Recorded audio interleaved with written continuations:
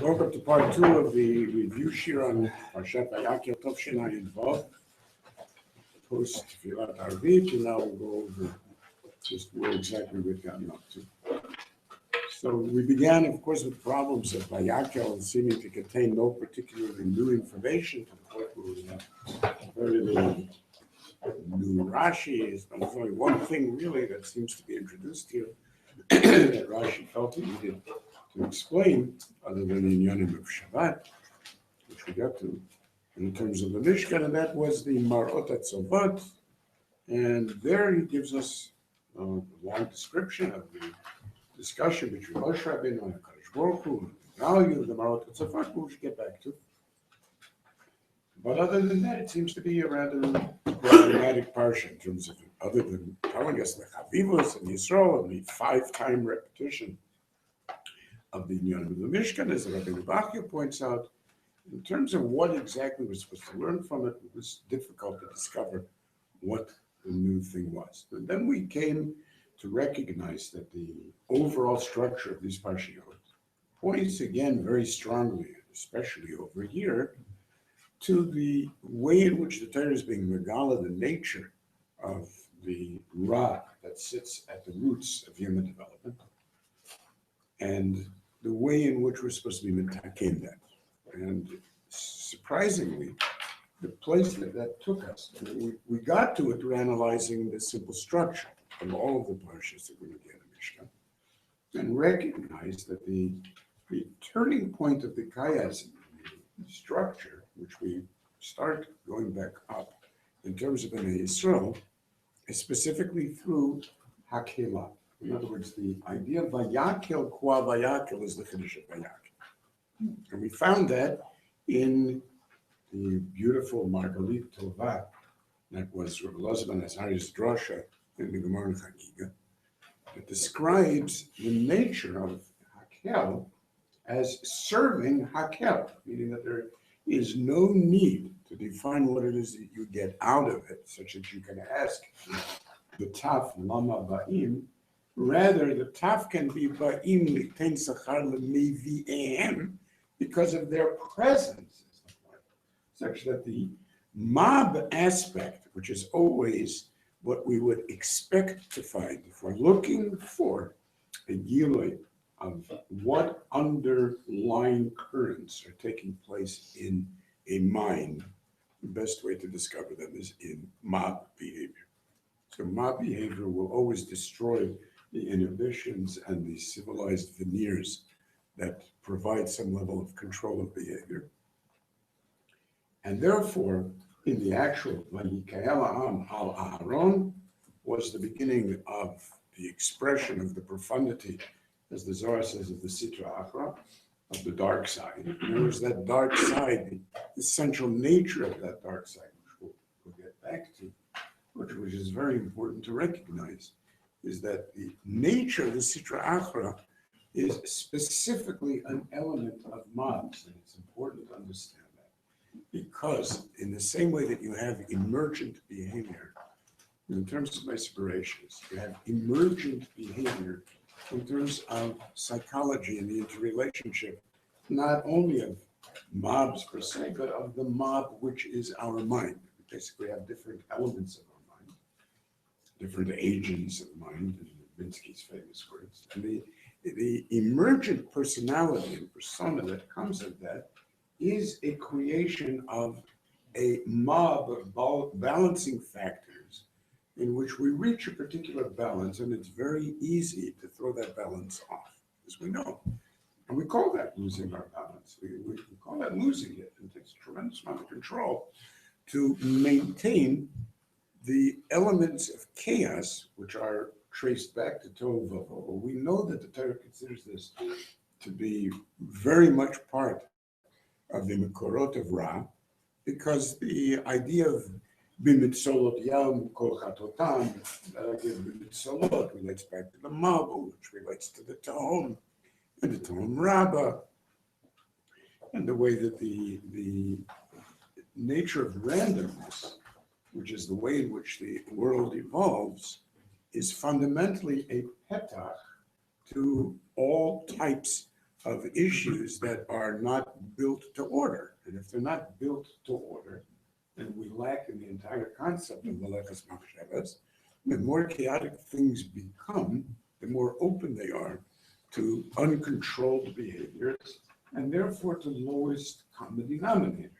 So it's not surprising that within the Vayakhel itself, we discover the exposure of the Sidra Achra, and it's not surprising, therefore, that the Mishkan is understood by the Zohar as being an attempt to undo that Kayach of the Sidra Achra. And it's because of that that it's not surprising to find that it is linked indeed to the idea of Malachas Machshavas and Avodah, whose very essence is to attack the lack of structure that randomness addresses, which is Vayakhel, the things make themselves, the Kahakala forms without any particular center, without anybody recognizing how these Kikulim came about.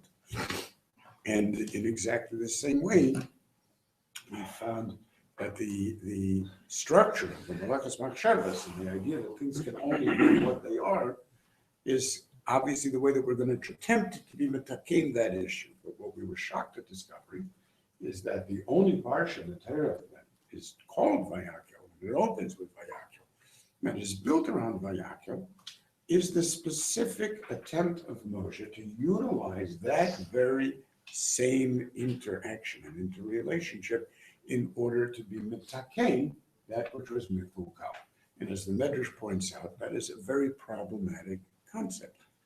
And it's the key to understanding Vayakhel. Therefore, the Medrash makes up this story about the crazy kid that comes around and is giving away money and is just as easily ready to give that money for a movie theater as it is for a local show.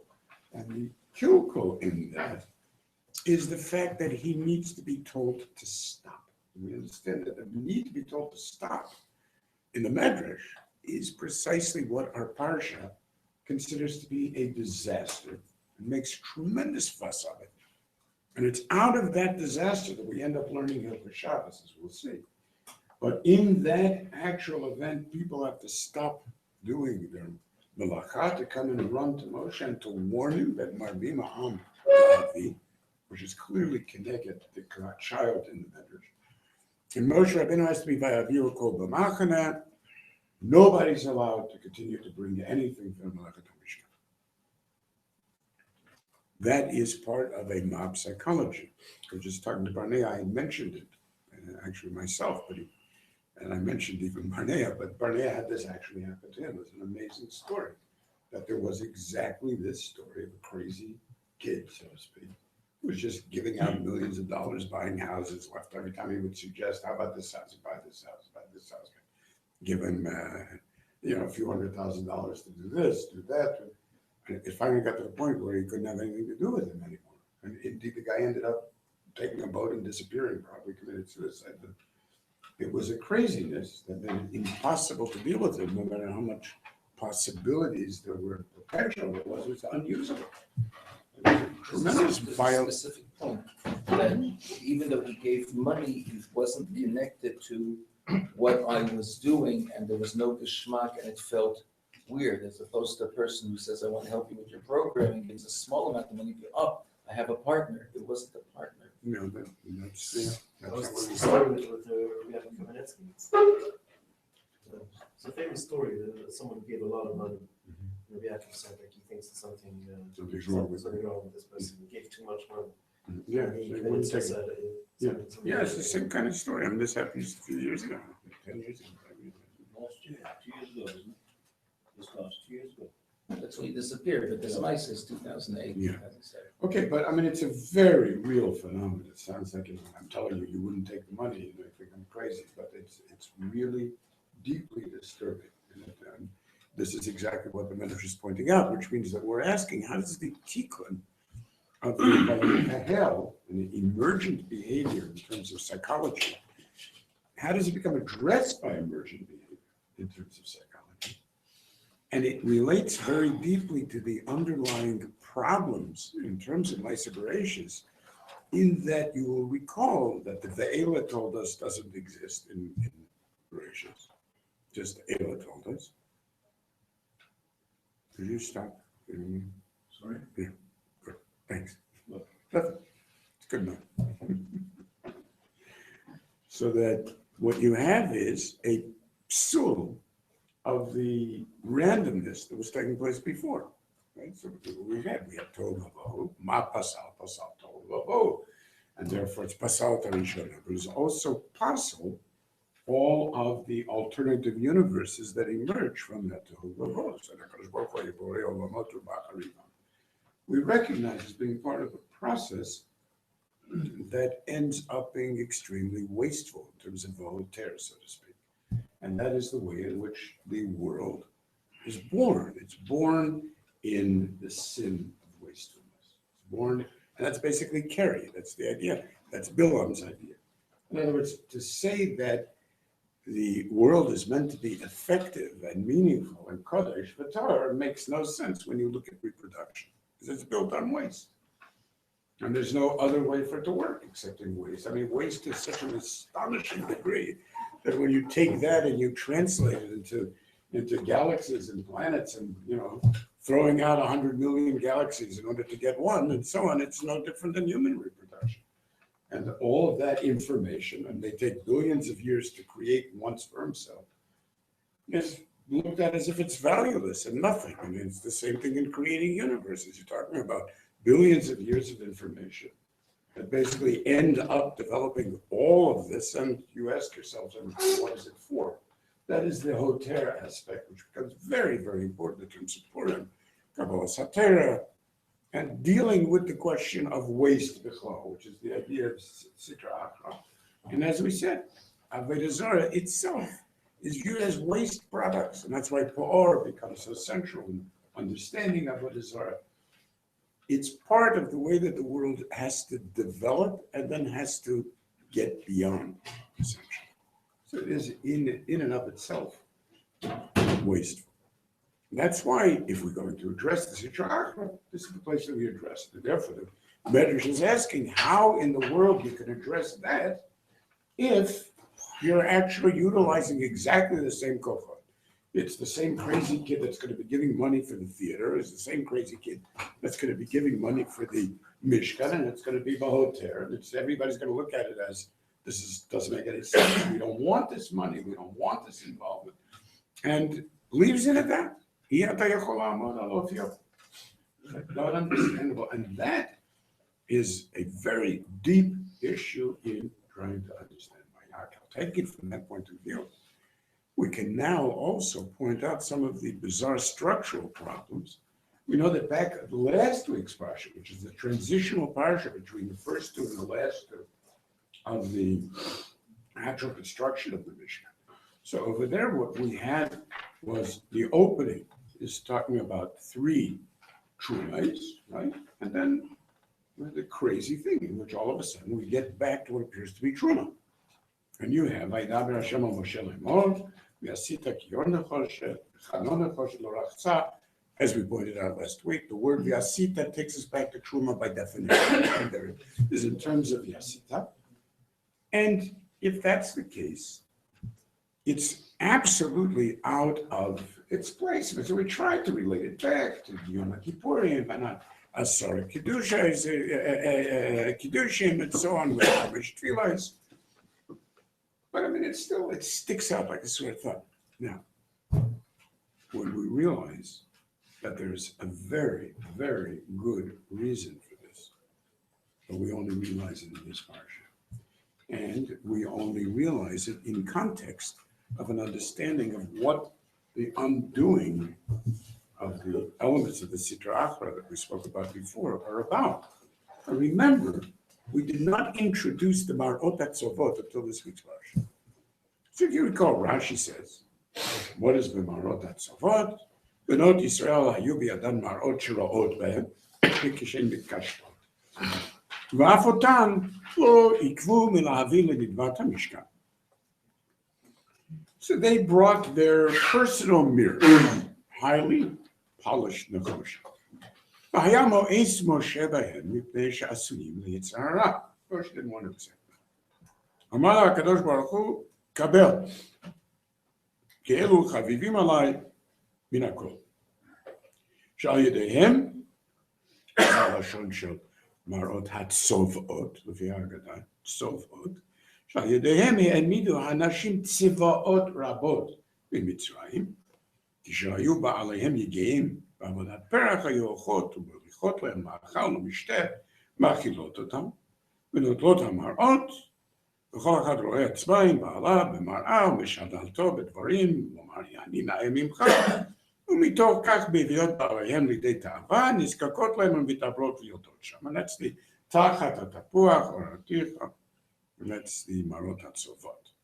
ונעשה הכיור מהן, נעשיית הכיור was specifically nogea the elements of the sexual integrity of the bayit, because they were there לשום שלום בין איש ואשתו, להשקות ממים שבתוכו למי שכינה לבעלה ונסתרה, which of course takes us directly back to the Vayakhel, because that's exactly what happens in Rabbeinu's desire to mashkel אותם כסוטות, right? And Moshe Rabbeinu didn't want to take these. And of course the question is, as Ramban points out, that's ridiculous. I mean, we're going to compare a marot atzovot with its sexual connotations to a kumaz? I mean, that's absurd. Kumaz, the Gemara says, kan makom zima. I mean, it's a genital ornament. I mean, you can't get more asuyot l'yetzer hara than a kumaz. You say, mar'ah, I mean, no big deal. So you look in a mirror, it's like many steps away from something that is that is prurient, right? And he says the wonderful, wonderful answer, which was Rashi himself is Mirami's to, and that is, as Rashi points out, if you take a look at the cheshbon of the Nechoshet HaTanufa, next week's parsha, you're given there a list of everything that was made with the Nechoshet HaTanufa. There's nothing about the Kior V'Kanon. The reason there's nothing about the Kior V'Kanon is because the Nechoshet HaTanufa is a metallic substance, the same way that gold is metallic, Kesef is metallic. Pekude is involved in 3 tallies of metal: gold, silver, copper. There's no mention of the Kior V'Kanon. And the reason is because the metallic element was melted down. We're talking about metal that we put back into the heat, melted it down, measured how much it is, and as you always do with metals. The marot atzovot were not melted down. Because of that, they don't serve as being part of the Choshet HaTanufa. All of the Yonim and the Choshet are merukaz here at the end of the parsha, so that we have the Mizbach HaNechoshet, the Adnei Nechoshet, which are going around the Chatzer, and the Kior V'Kanon. But the Kior V'Kanon isn't made out of the Nechoshet. So what is it made out of? It's made out of the actual marot themselves that are then soldered together, welded together, and create the actual Kior V'Kanon. Now, as the Eben Ezra points out, it's because of this, the only kli, you're talking about we should have included this in Truma, the only kli which has no measurements is the Kior V'Kanon.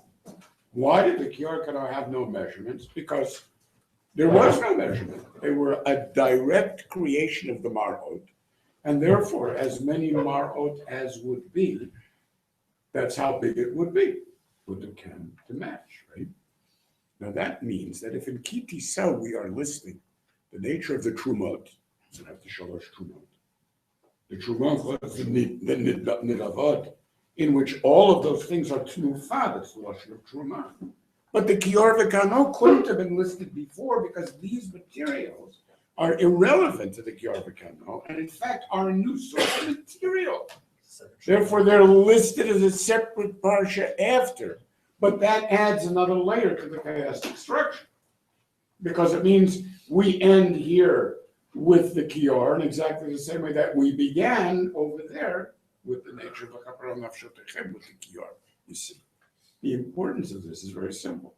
In the Gemara in Yuma that describes the entire idea, in which it's not simply that the Zohar says that this was an attempt at the destruction of the Sitra Achra, but rather it's an actual event that takes place at the time of the building of the second Beis HaMikdash, where over there the Gemara says that they saw there was still Avodah Zarah coming back from Babel.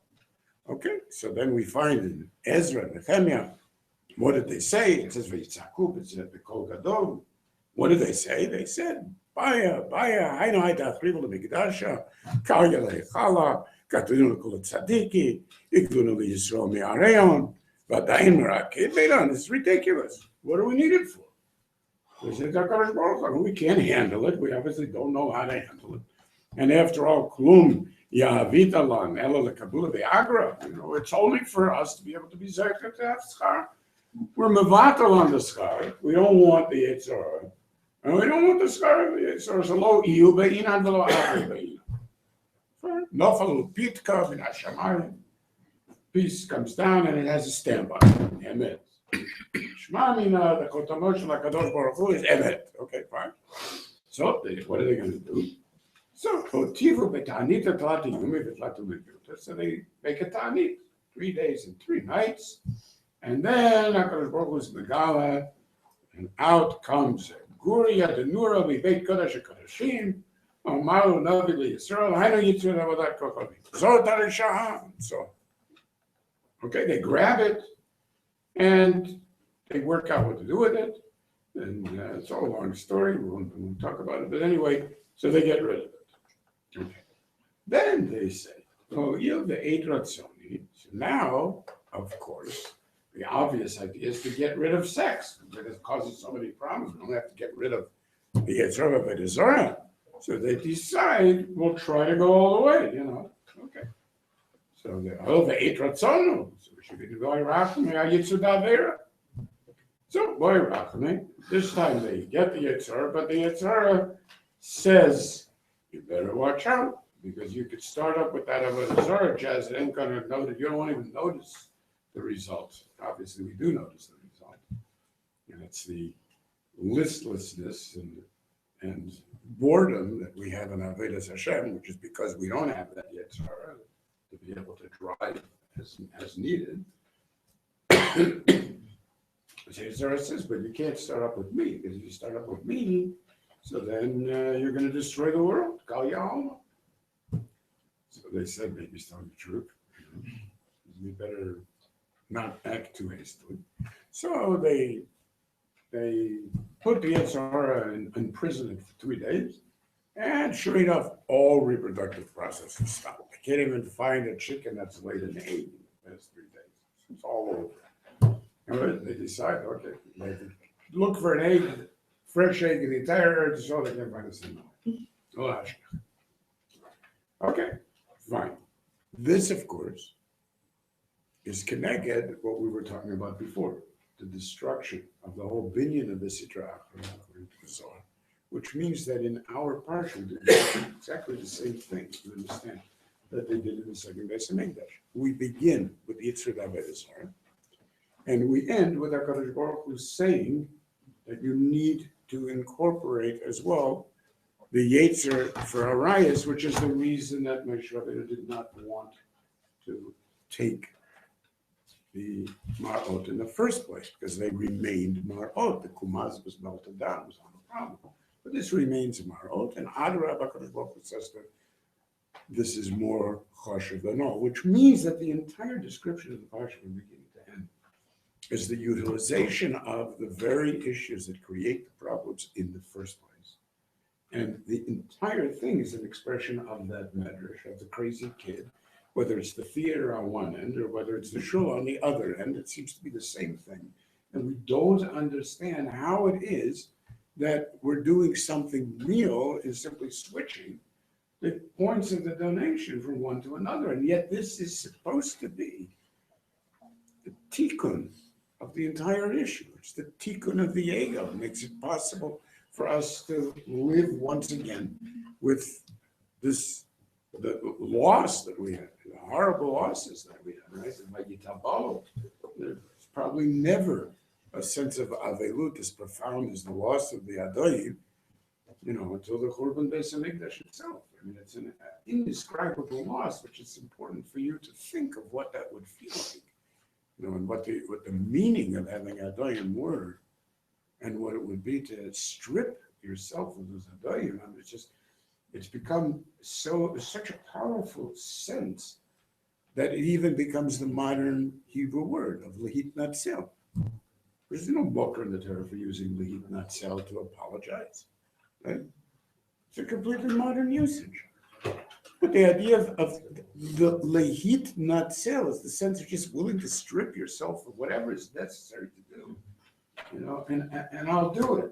And that's where I just want to apologize, that deep sense of realizing how wrong you were, so on. Okay? So I mean, this was pure avilut. מתי עייף מדי? אוקיי, אז למה אתה מראה סימני העייפות? טוב. לא צריך אפילו להתנצל. אני לא יודע על מה אתה מדבר. לא, בסדר, טוב מאוד. אנחנו נראה לך את הוידאו. תמיד טוב לראות את עצמך בוידאו. האפליקציה שלו, אתה לא יכול לדעת מה יצא. אתה צודק. אני יכול לעשות כל מיני דברים, אתה תראה את עצמך, לא תאמין שזה אתה, ותצדק, כי זה לא. What exactly is the Sitra Achra? What exactly is the Sitra Achra? I'm saying the Sitra Achra is the same formations of structure that emerge out of the Torah, but that bear no resemblance to anything that you recognize as a structure that's identifiable as a livable world. It's Stephen King. So those ideas are conceivable, that they're so conceivable that it's a useful genre, right? Why is it just ridiculous? Because everybody recognizes that, why not? Things could have evolved in entirely insane ways. I mean, just because we have this veneer of normalcy doesn't mean that I don't always suspect that beneath it all, there are horrifying monsters, right? Because this becomes the whole demonology and the idea of mazikin, and all of these things are linked to the aspects of our own mind that are demonic. So it's because of that they are creations of ourselves, right? And you don't care about them, they don't care about you, so to speak, says the Gemara. No, they don't exist for you, essentially. Okay, so these are very, very powerful things. It's not only a question of mind, it's the way our mind relates to the structures that allow it to function. Okay, so we basically have, in both ways, we're looking in terms of the Zohar, we're looking in terms of Arayas, we do understand what the Inyan would be and why the only possible attempt to deal with the issues that came out in Vayakhel would have to be addressed specifically through Vayakhel, once again taking away the inhibitions or veneers that we recognized as being part of the religious aspect of Yisrael, whatever it was that had allowed them to be bent towards Avodas Kachavim, and somehow out of that would remarkably emerge from Dvarim HaAsuyim LaYetzer in Rashi's Moshe, and the Me'isa of Dvarim HaAsuyim LaYetzer would emerge the Tikkunim themselves. So let's get back and talk about where the Parsha brings us. We had mentioned the overall chiastic structure, but there's something that's very, very clear. The local moment is a very clear moment, because what happened, as we pointed out last week, is that we took a brief break from the events on Har Sinai. There we were on Har Sinai, and we have the V'shamru b'nei Yisrael Shabbat, and so on, an amazing moment, which comes immediately before the Vayitenu Moshe, so we have this entire thing, Sheshet Yamim, Yasem Malachah, Uvayom Hashvi Shabbat Shabbaton Kodesh LaHashem, and we want you to give this to Bnei Yisrael, V'dorotechem Ladat, Ki Ani Hashem HaKadishchem. As we mentioned last week, that Ladat is Anoti Matana L'Chaverot Tzarich L'Odiot. We have to know what it's about. We have to know the amazing advantages of Shabbos. Then we have Ushmartem At Shabbat, and the V'shamru b'nei Yisrael, Oti B'ni and so on, V'yolam. And it ends with the word Vayinafash, which follows directly into Vayiten and El Moshe Kechaloto L'Daber Ito B'Har Sinai, Shnei Luchot Edut, The next psukim describe the Vayikalu al Aaron. Okay, so if we are reconstructing, what do? We are reconstructing. We reconstruct those events precisely. So we have the Kihila comes together with the Shabbos, which then goes back. The next step going backwards is back to the Mishkan. So we now, it's as if all of the events of the Egel in between, let's forget about that. Back to Har Sinai and back to the Ma'aseh of Shabbos as was given. But the point is that, again, as we mentioned last week, and as we mentioned in our tefillah on every Shabbos, the idea of Yismach Moshe bin Matnat Chalko, that idea of Matnat Chalko is a reference to the Gemara of Matana. The Chen Katuv B'Torah Techa becomes V'Shamru V'nei Yisrael Shabbat, which is exactly that mention of Shabbos there, right? And indeed, Shnei Luchot Avanim B'Yado V'Katuv B'Hem Shmirat Shabbat. The absurdity of such a thing was, again, as we spoke about last week, and why don't you already say, Shnei Luchot Avanim B'Yado V'Shavar Otam? It's Yidus. What a crazy thing to talk about in the tefillah, what to be maskir. The fact that it was B'Shnei Luchot Avanim, which means that the getter of Moshe Rabbeinu's Madrega, in terms of Shabbos, is still linked to the Luchot Rishon. So that it's not an embarrassment. There's the one element that allows us to continue to address the Madrega that was once open to us, is related to us through Shabbos, which means that Vayakhel Moshe Kol Adat B'nei Yisrael, and we've already seen that the Mishkan is in its essence Shabbos. Right? Okay, that much is clear, because the idea of the Malacha on the Mishkan and the concept of Malechet Machshevet in the ultimate sense, which means going back all the way to the beginning and understanding the nature of creation, as B'Tzalel does.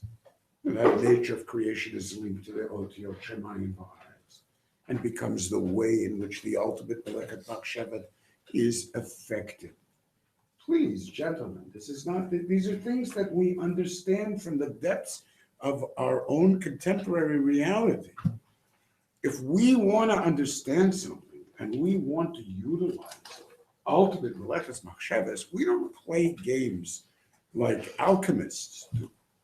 We go back to the Otiyot Shenivru B'Hem Shamayim V'Haaretz.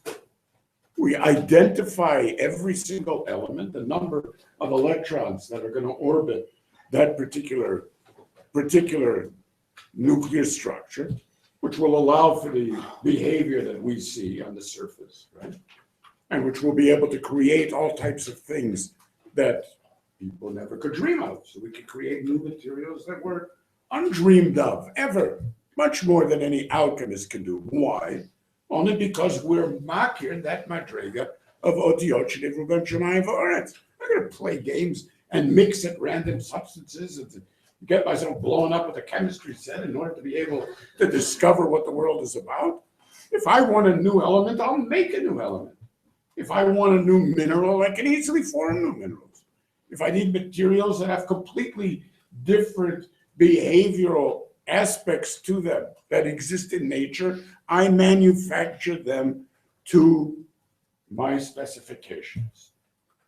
I will tell you the conductivity. I will tell you the way in which it's an insulator. I will tell you how much heat it can retain. I will tell you how flexible it is. I will tell you how stretchable it is. I'll tell you whatever you want. Give me the job. I'll put it up on people per hour and, pay me and I'll get you the new material. This is machsheves, not because I happen to have a quantum formula for doing things, but because if I'm the guy who's figuring it out, if I'm the Mitzalel, I go back to the beginning. I understand there is no way to do anything intelligently if I don't go back to the beginning. It's absolutely essential for me not to learn material technologies through experience. I need to learn them by touching their roots, which means that by definition, I'm going to be figuring out how these things happen. I'm going to uncover the history of the universe. I'm going to know what it takes to create these things in nature and how they were created. I'm going to figure it out in terms of how do stars give out energy? Why is it that these elements are formed in stars? I'm going to go back to the beginning. And as we've pointed out many times, I will pay billions, if I'm billions of dollars, for the tools to be able to go back one additional 1/1,000,000th of a second to the beginning. If ever there was an expression of the nature of the Oisya Shenivru Shemayim V'Aretz that are Nogeya so deeply. So up until 100 years ago, it sounded like mumbo jumbo, metrics. What do you mean, Oisya? It's not Osios, it's things, right? Look how long it took thousands of years to figure out that the world is created of nothing but information, the Osios of Shemayim V'Aretz. Nobody even understood the metaphor. It's a bit esoteric, not meant to be understood. It's Kabbalistic. There's nothing that is more poshut and more real on an everyday basis. So you want to talk about Malachas Machshavas. Malachas Machshavas is b'chayev you to understand everything there is to understand about the world and your relationship to it. And then to utilize that and to put in with your mind where you want this to go. So it's all the way back to the beginning and all the way up to the end. That's Malachas Machshavas, which is the reason that ultimately it's a restoration of the Oragonos. It's not just energy in terms of specific usages of information. You're typing in your sleep. Oh, nice. Another one. I got two. Turn the video in that direction. Unbelievable. Two people. Is it because you're right across from each other? Is it coincidental? Difficult to know. Might it be that They both touch keys. They both like touching keys. Yes, that's true. All right, okay, fine. We'll see. If I find in your write-up 13 pages of just olive, and it has happened. That's true, it has happened. Okay. But this is not one of those times. Okay. We'll see. This is very useful write-ups. Fine. So here we go with this amazing idea comes along right there. So we understand that that's Shabbos. I understand, of course, this is Shabbos. Where else would Shabbos come from, and where else would the recognition of if this is the meaning of Malachas Shabbos, that I now understand my separations by definition. So the Sheishes Yomim, in terms of Sheishes Yomei Bereshis and B'Yom HaShabbos, the idea of Menucha, now begins to make sense to me, of course, through the Malach of the Mishkan. So, of course, the Mishkan, I understand, is intertwined with Shabbos to such an extent that every last possible aspect, even the opening words, I just want to talk about Elah Devarim, the way the Gemara learns out, Elah Devarim, the gematria of Elah, it's like 36 is Elah, and you have Devarim, and Ha-Devarim, and Devarim, Davar, Devarim, they have 39 malachas. But of course, the more detailed way of getting to the 39 malachas is count every Asiya in the Mishkan. There are precisely 39 Asiyas, which is another way that the Medrash comes to it, right? So that means that this is the heft of the Mishkan. It's not some kind of silly, where's the Torah going to tell us the din in the Lamed Tes Malachos? It has to be somewhere. Let's do it in the Mishkan. I mean, it's amazing how people will take something of such profound central meaning to everything and make it into a little drush.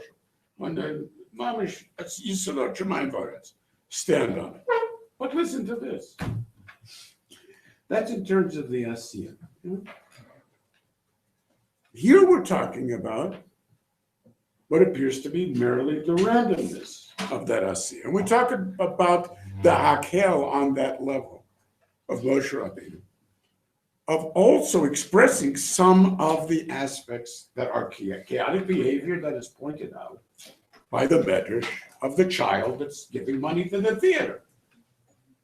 And that was the Marbima Am Lahavi, as we have to tell you.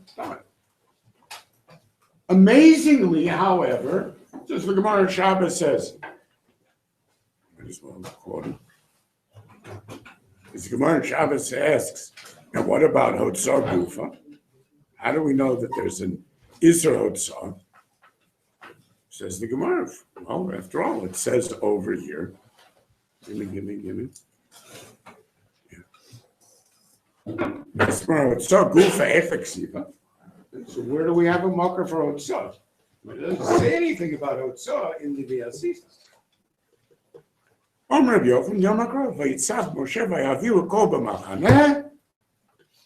That's the response to Marbi Ma'am Lavi, but that was purely, supposedly, that was purely random. Moshe Echanaya, the Machna Leviyah.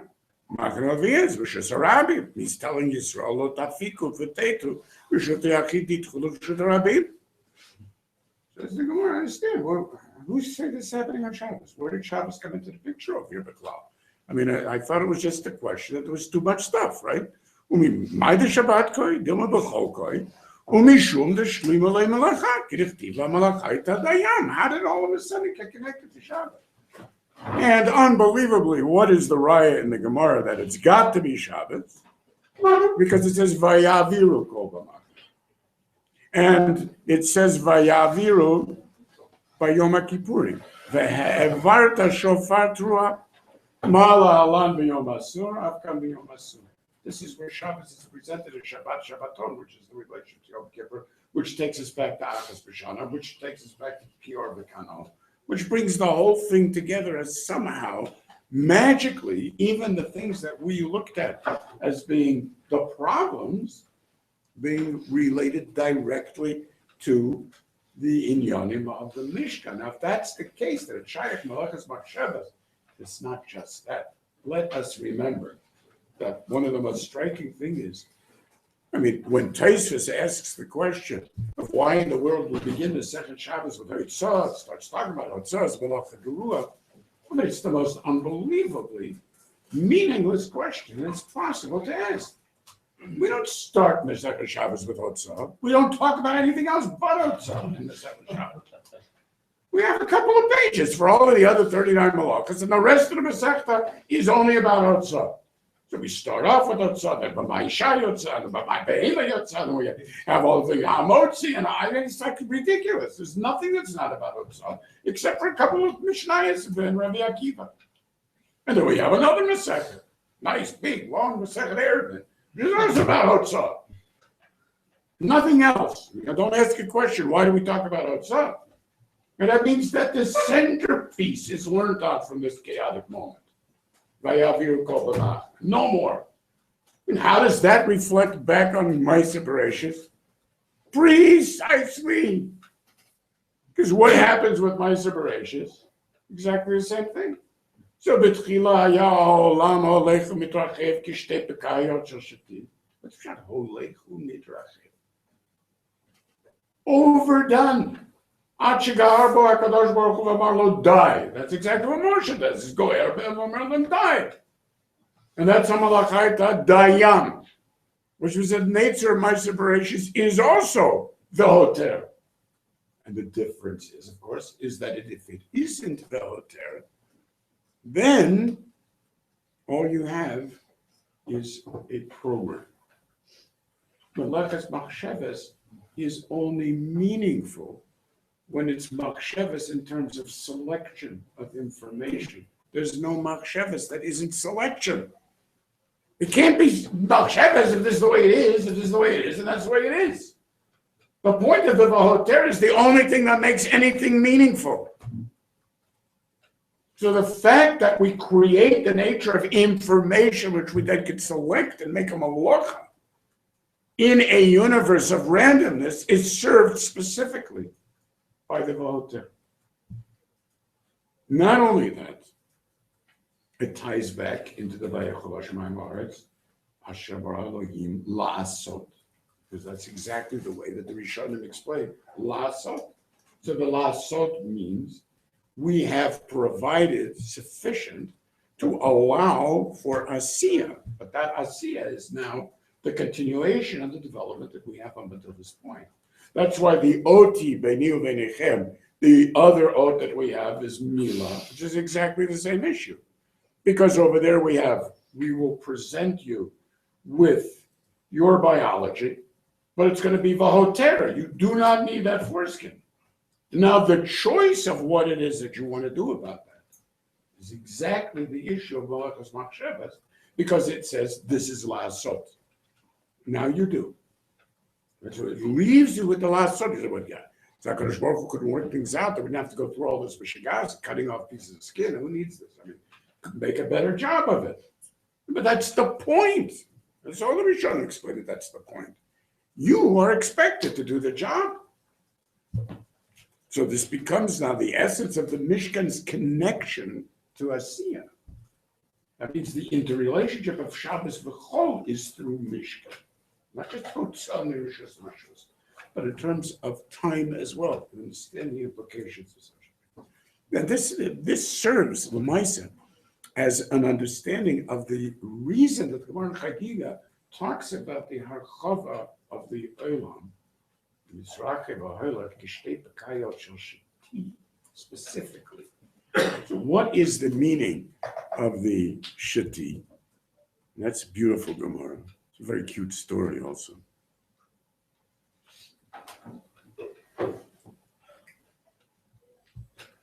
The Gemara goes like this. So they're talking about the Harugi Malchus. Anyway, so over there, Rabbi Elazar ben Parta got into trouble. So they call in Rabbi Elazar ben Parta, the police call him in, and they say to him, so, we heard that you've been teaching Torah. So we also have reports that you steal. My timer, Tanita, my timer, Ganafta. He says, wait, that doesn't make sense. He's Seifel or Safra, he's Safra or Seifer Haman, but both a member of the Ma'ad and a member of the Rabbanut, and things change. Umida haleta, anamileta. So listen, the same way, I mean, neither of these are true. I am neither a rabbi nor a Ghana. Just throwing stuff in. Yeah, so it's, wait a minute, so why do they always call you rabbi? My time, they call us a rabbi. He says, no, because I'm the Rabban Shel Tarsi. I'm the chief weaver. Anybody who needs to know anything about weaving comes to me. In other words, The master weaver. Ouch. What? Weaver? Orgim. Orgim. No. Orgim. Come on, Israeli. No. Orgim. Again.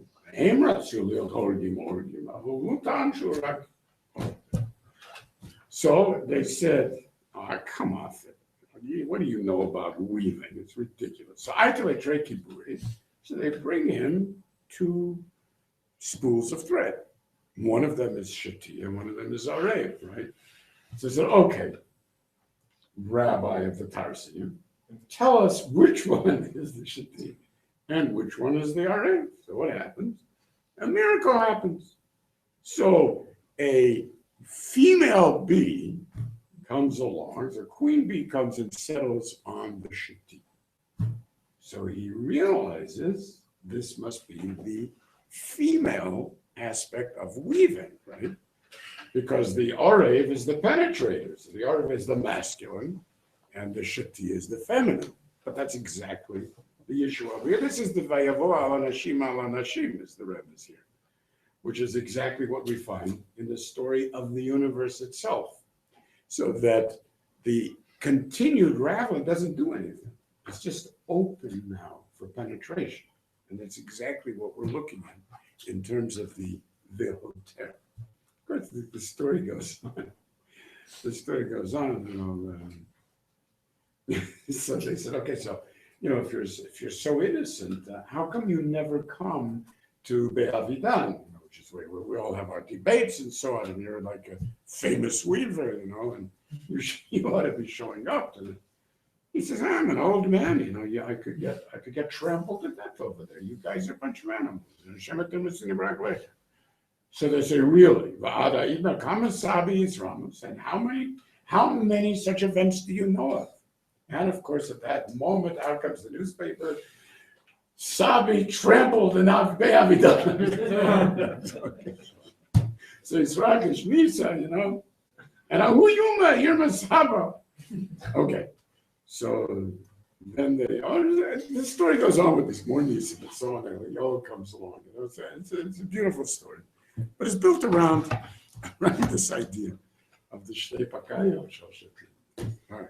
It sounds like that they have to create the randomness, not just the Melechas Machshavos. But the people end up, in other words, the idea of the mob essentially is the enthusiasm and the released passions, which in the context of Vayakhel Aaron became the releasing of passions towards their lowest common denominator. And for some reason, that's why it's so important that it should be dafka to Vayakhel, a release of passions in terms of what Moshe Rabbeinu was doing created exactly the opposite. Even the parts that were hoter were central for the discovery of the dinim of Shabbos and for its relationship back to my separations. So that strengthens the question of what Right. how is this possible? And how is it an avoidance to create? How is it an avodah? Precisely. That's what we need to understand. That's what the Medrash is asking. How is it an avodah? And therefore, how is it a tikkun? We understand what Tzadok is doing. Right. But what about these guys? What are they doing? They don't know what they're doing. Exactly. And that's exactly what the Medrash is bringing it out. It's not questioning itself. It's questioning the craziness of the Ad Sheyom Rudai, that everybody, the Gabbai Tzedakah had to say die, and the theater people had to say die, and so on and so forth. Let me see a significance to a mob here in the story. Hmm? Maybe connect the mob scene here, the trampling. That's cute. I didn't think of that. That's very cute. That's adorable.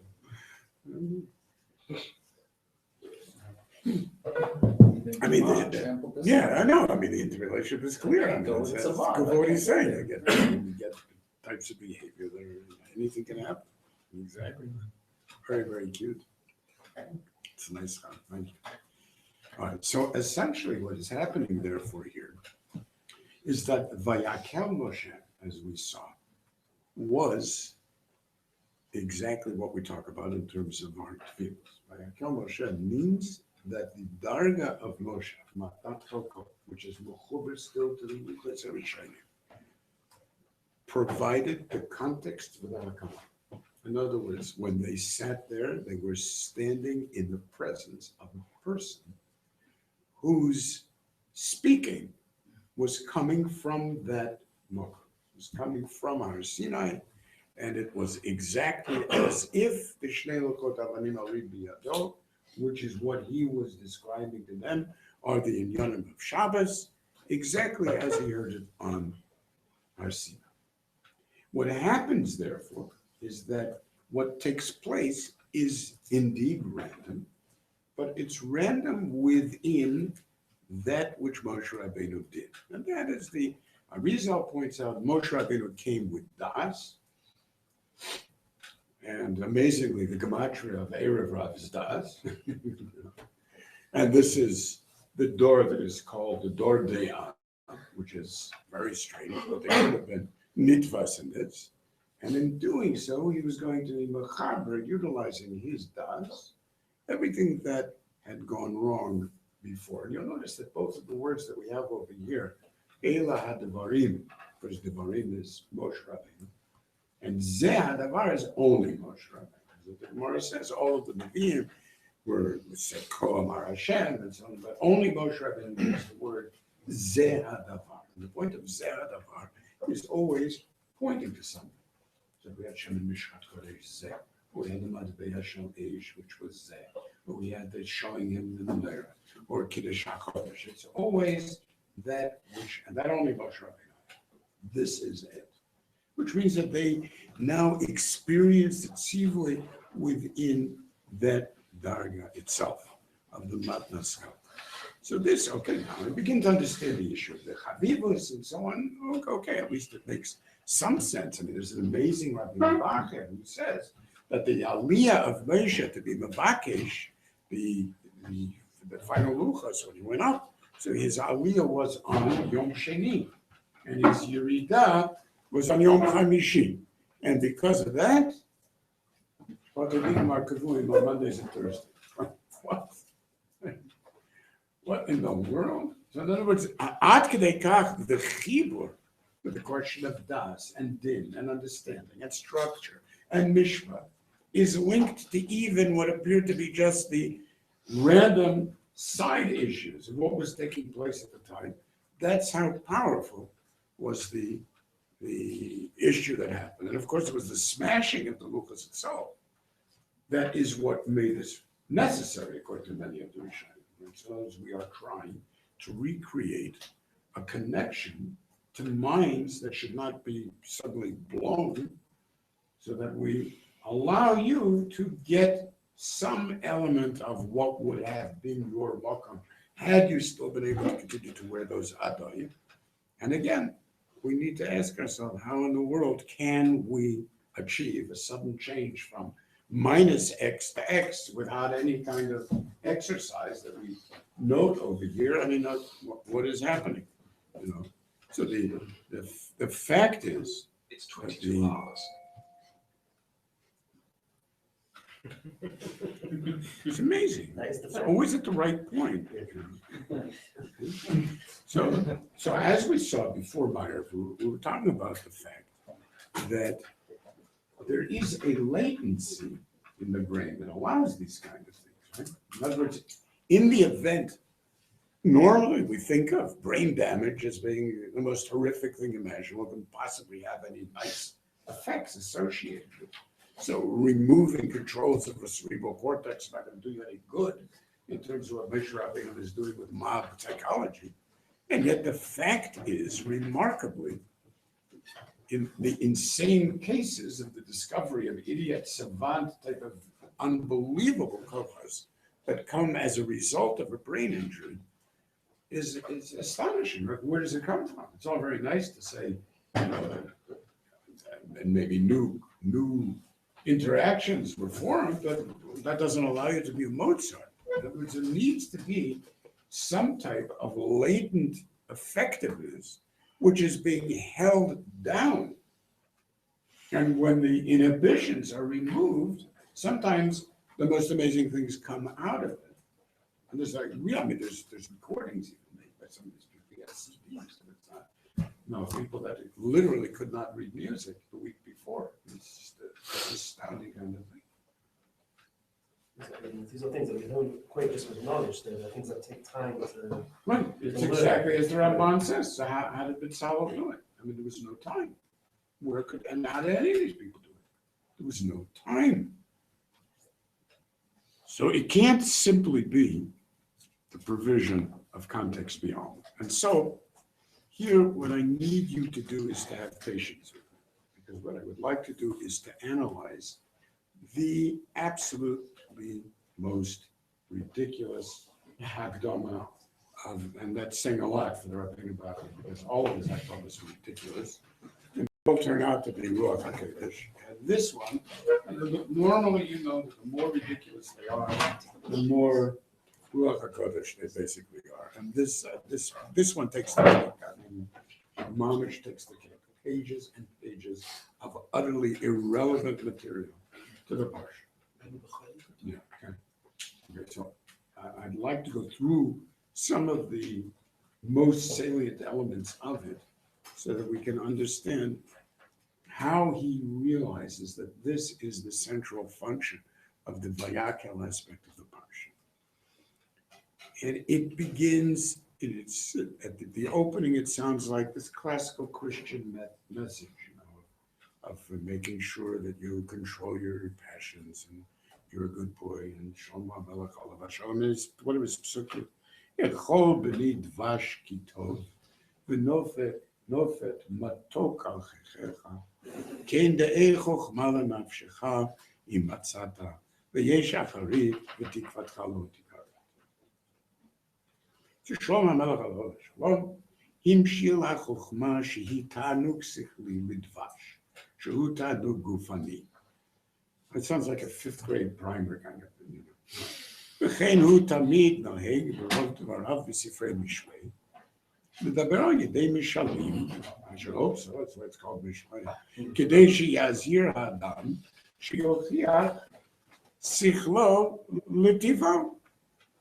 So what you want to do is you want your seichel to be able to address your teva, because the fish adam kalu b'shnei dvarim seichel v'teva. So you have elements in you that are mind, and you have elements in you that are nature.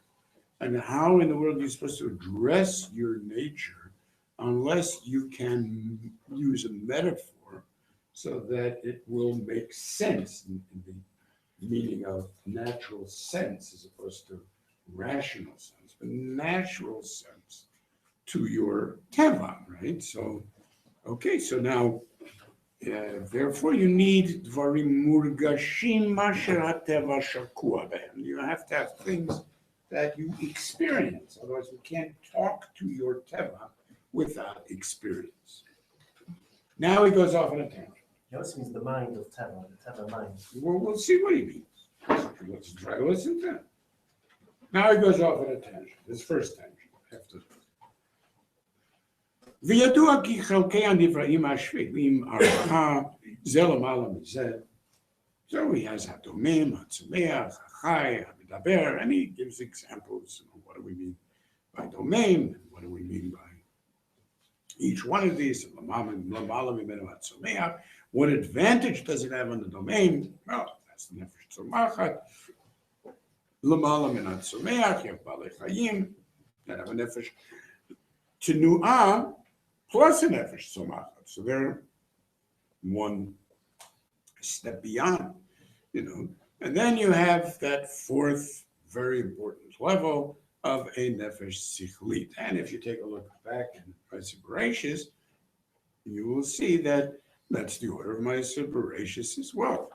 And because of that, lefi shahada, because the Adam includes all of these various levels of existence, okay, so he's mishutaf with all of them. Obviously, he's has organic crystalline structures that provide for his DNA. He has he's mishutaf im hatzomeach, he's mishutaf im habehema,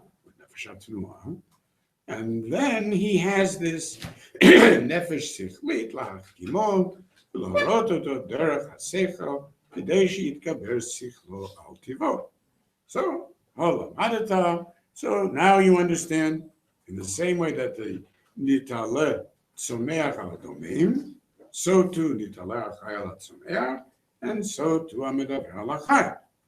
So even though this is barur muchash leinayim, od yorunu haketuvim bezeh. And that's why it says, wait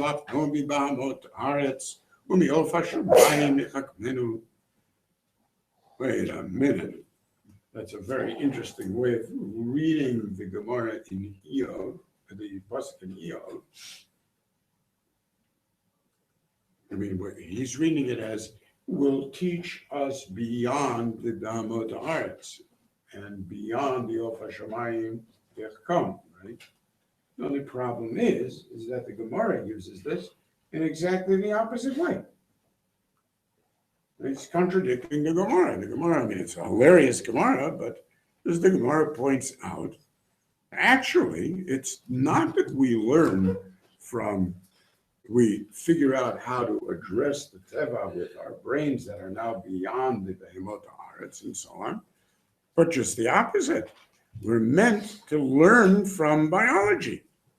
So the very beautiful Gemara in Eruvin tells us, that was the wrong one. Yeah. So the very beautiful Gemara tells us, and so on. It means, look, you've got a lot of things to learn from biology. So why don't you understand how to act based on biology, I mean, you could take a look at the way that a preda urinates. Make sure it doesn't get itself splattered. Raises its leg. You should learn from that. The Of HaShamayim, you should learn from how the tarnago mates, because it always does this beautiful little dance. We talked about that dance, this beautiful little dance where First, it makes Mrs. Tarnagolet happy, and then it mates. Doesn't it's a Slav. You just go and you take advantage of a woman, He's mifayes, v'achar uboel, and we can learn all kinds of things, says Rabbi Yochanan. I mean, you could learn tzniut from a chatul. You could learn gezel from an imama. Look at this. An ant touches something, deposits a firme, and no other ant will touch it. Belongs to you. I ain't gonna touch it.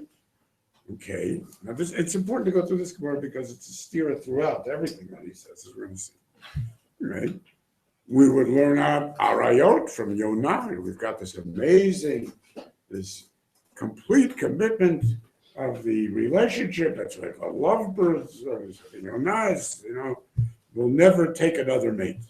We can learn derech eretz mitarnagol. How are you supposed to relate to your wife? Mifayes v'achar kach boel. And what is the mifayes exactly that we said? What's the piyas? Well, he takes his wings and he spreads his wings up and down. And what was that supposed to mean? Says the Gemara. No, that's supposed to mean Zavina lavzika d'matileat karich. I'm going to buy you a fur coat. It's going to go all the way from the top of your tippy top of your head or go down to your toesies. So you're going to stay nice and warm. Oh, okay, so maybe we could have a nice time together, No, Cornelia? And a fur coat.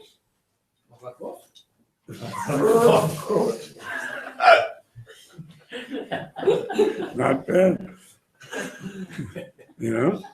And then, so wait a minute. So how come afterwards, says the Gemara, how come afterwards, like he bobs his head, bubble, right? What is he saying? He is saying, let me tell you something, baby. How do you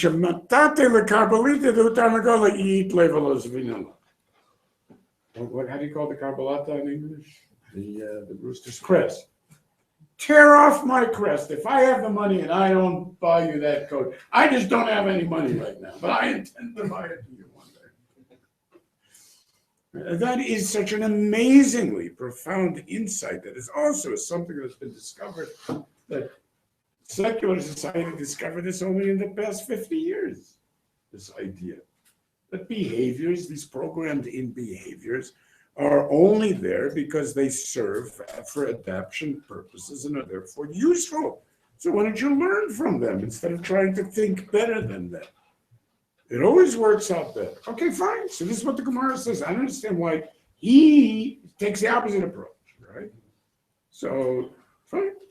So therefore, Kasher Adam Adbir Sichlo, he becomes like a Malach Hashem Tzvakot, and vice versa, he becomes Nimshal Habehemot Nidbu. So, comes like a mother. Yeah, there's other messages in the Parshas. I want to tell them. B'nei Shlomo, the end of the Sefer Mishlei, to Oliot HaSeichel, V'nizkei HaTeva, all the wonderful things you can get from Seichel, all the terrible things that will happen. Because look, the Teva is mitatzel, milavakesh, machal, mishteh, malbush, yirah. When you follow your Teva, you're going to be too lazy, to get anything to eat. Shlomo knows his Leichel of Malat. You want to find out how to say a busy bee? Don't bother going to a bee. Want to be a busy bee? Go to an ant. So take a look at all of this. This ant is working beta nice and it's storing up food and everything else. Why aren't you so smart? He's saying, no. Follow the Teva. You're never going to have any food. These necessary things like a protocol of your using and you can use your mind. It's not going to be that money. Because after all, if you have food, you want to start. Wow. And how much you've got if you've got wellness. And guess what? You study all the hard will be naked. Yeah. And how to construct it, that's not work. I said, close, I mean, these animals have awful that I never heard of. A very well prepared place to hibernate. There's a beautiful job, complex kinds of דירות that you find, huh? הטבע מבקש הגזלה. The Gemara just said, I know about being gazela from the Malach. You're telling me הטבע מבקש גזלה? You just said exactly the opposite with the same pasuk that you're using. So, I mean, come on. This is really crazy. And after all, הטבע מבקש השמחה והשחוק והמשגל, all it wants is fun and games and sex. That's all it wants. Well, of course, the reason I don't want this, Sibab is hu inyan hatava netuah l'kiyum hamin. You wouldn't get very far with developing species without sex. So it's important, I guess. And you need to have pleasure centers in your brain in order to make sure that you get the energy that is necessary to survive as a vector for those genes, So therefore your genes have programmed your brain to be yimtza miktikut bimlot sipuk ta'avato. V'asecho yochicheno umar elo hatachlit, because, anim shachar hateva, everything will go wrong after all. Shekol bal chush, if they see fire, they run from a fire. Or if they see water, they're careful not to drown in the water. They don't go into water. They're very ginger about how they put their foot into water. And if they hear a loud, scary noise, yishma kol mavil, well, they'll run away. So yivrach yitchabem yipachad kol ze b'teva. Therefore, the Seichel should use those things in the Teva to say, look, in the same way that you are afraid of fire, you should realize that Lashon Hara is like a fire, and therefore you should run away. So Shomei the Lashon Hara, and in order for you to understand, it'll say, look, in the same way that you are programmed to run from fires, you ought to learn to extend that programming to run from Lashon Hara. Okay? And therefore, Kenyas here Shlomo Tamid ala Inyanim Asichlim. And he goes through more and more and more about this. And look, Hateva Bocher V'daber Kizavim. Nature loves to lie. And Lashon Hara. Well, okay, I understand the lies. After all, sometimes in order to get food, a spider has to pretend to be an ant, and an ant has to pretend to be a beetle. And you could call that lies, So maybe that's a lie. And well, it's Ohei HaMenucha. Ve'ha'atzla. Which again doesn't make sense according to the Gemara, right? And after all, isn't Teva Mo'esa Tzedakah Bipachat Peni Varesh? Now, wait a second. First of all, we know that there's plenty of altruistic behaviors in Teva. So why do we say it hates tzedakah? But I'll tell you one thing. It does not hate tzedakah because it's afraid it will become poor. It hates tzedakah because it wants to eat and not give away its food. It does not have any sense of its becoming poor. So it's ridiculous. You want to see how crazy it gets? Mo'esa ta'anit pen yechelet. This is amazing. You speak to your pet dog, well, you don't want to eat today, do you? Woof, woof. First, I want to eat today. Why do you want to eat today? If I don't eat, I might get sick. I need to be well. Clearly, that's what the doggy is thinking. Ben Yachelet, this is insane. What is he talking about? Yeah. Doggy is certainly thinking, oh man, I don't want to go to school today. Why should I spend so much time on my astronomy classes today? So obviously it's feeling very lazy today, So I'll skip school for the day. No, don't be like that. להימנע ממין המנוחה והעצלה, after all, בעצלתיים ימח המקרר, ובשפלות ידיים ידלוף הבית.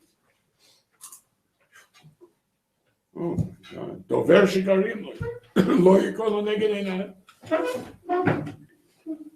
And therefore, continues the Rabbeinu Bachya, that's why Shlomo says, De'ei chokhmah lenafshecha im matzata v'yesh acharit.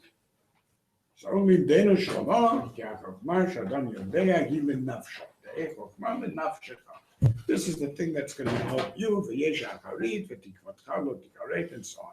What is the connection between these two psukim that I quoted to you?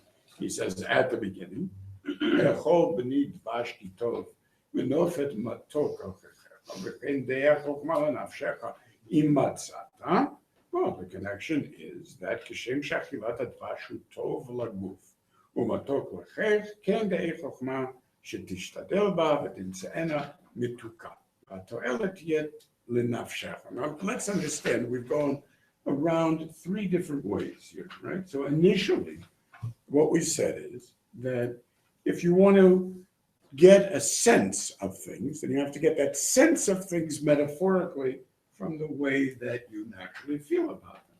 So therefore, if I talk to you about how wonderful it is and how you feel when you have something that is sweet, then you should understand that chokhmah is sweet on a different level, but you'll be able at least to relate to the sense of reward that you get from sweetness.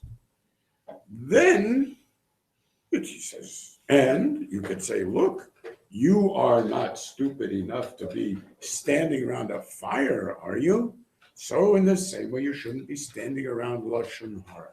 You aren't dumb enough to drown yourself in the water. You're careful with the water. So too, you should be careful not to sleep with an ashes ish, whatever, right? All of these things. So there we're taking the elements of Chachma that are useful. Right? We're saying, okay, take these things, make them a way in which your seichel will now be able to go a step further. Then he turns around and does exactly the opposite. The teva, after all, wouldn't get anything done. You know, it's atzlut, it's minucha. It basically would starve to death, wouldn't have any clothes, wouldn't have a place to live, and so on. Therefore, you've got to teach the teva. I thought we were going the other direction. You're supposed to be learning from the teva that understands not to fall into the water, and any baby knows not to fall off a bed. And any animal knows to run from a fire. And then you tell me just the opposite, and I could bring you just the same examples from the Gemara, not from biology, from the Gemara's understanding of biology, that teaches you exactly the opposite. So this is very arbitrary, right? Then he starts talking about the teva, which is now talking in your brain. Obviously, the doggy doesn't think that it doesn't want to go to school because it's too lazy. It's you who are thinking that. It's not that the doggy is thinking about, I don't want to give tzedakah, I might not have enough money in the bank. It's the doggy in you that's thinking that, is what he's saying. So in other words, the elements of teva that are within you and that you're locked into will talk to your brain. Now that's a completely different thing, it sounds like, right? But first he's bringing rayas from your feelings in teva to how you should relate to things. Then he's saying you should take the brilliance of teva and utilize it teaching yourself. Then he says teva knows nothing, and therefore you need your brain to be mochiach teva what to do. And then he says teva actually talks through your brain. I thought the brain was the thing that was supposed to be controlling the teva. I mean, it's absolutely mad. I'm reading you little tiny pieces, page after page of this kind of stuff, right? And what does that have to do with the parsha? Nothing to do with the parsha, you know. I mean, it's going nuts. So finally, at the very end, he says, look, you know, the connection between these psukim, so why do we use dvash? We use dvash because if you look at what is necessary for your body, you will have a greater attraction to dvash than you will to have other mitikud. because it's immediately available to the liver. It doesn't need further breaking down, which is true. Okay, so you are attracted, so you have evolved to be attracted to the type of sugars that are easily digestible. Excellent. So, and because of that, Hushatam Margisha Metikut.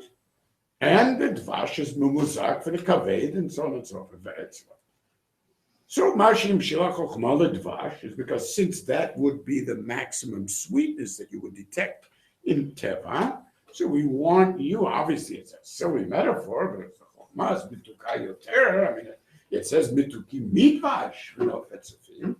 But since the whole point is to be able to bring proof from Teva, I'm really sorry, I know this is long and fetching, but it's necessary to hear what he's saying in order to understand what it is that is Megala about the parsha, which seems impossible. It's nothing about Megala. So Mamela here, we can only talk about the metaphorical Dvash, and that for that purposes, it's the same. So we say it's, Kid Dvash. V'chein matzinu. Now finally we start getting to the parsha. So v'chein matzinu b'matan Torah. Vayachezu et Elohim vayochlu v'yishtu.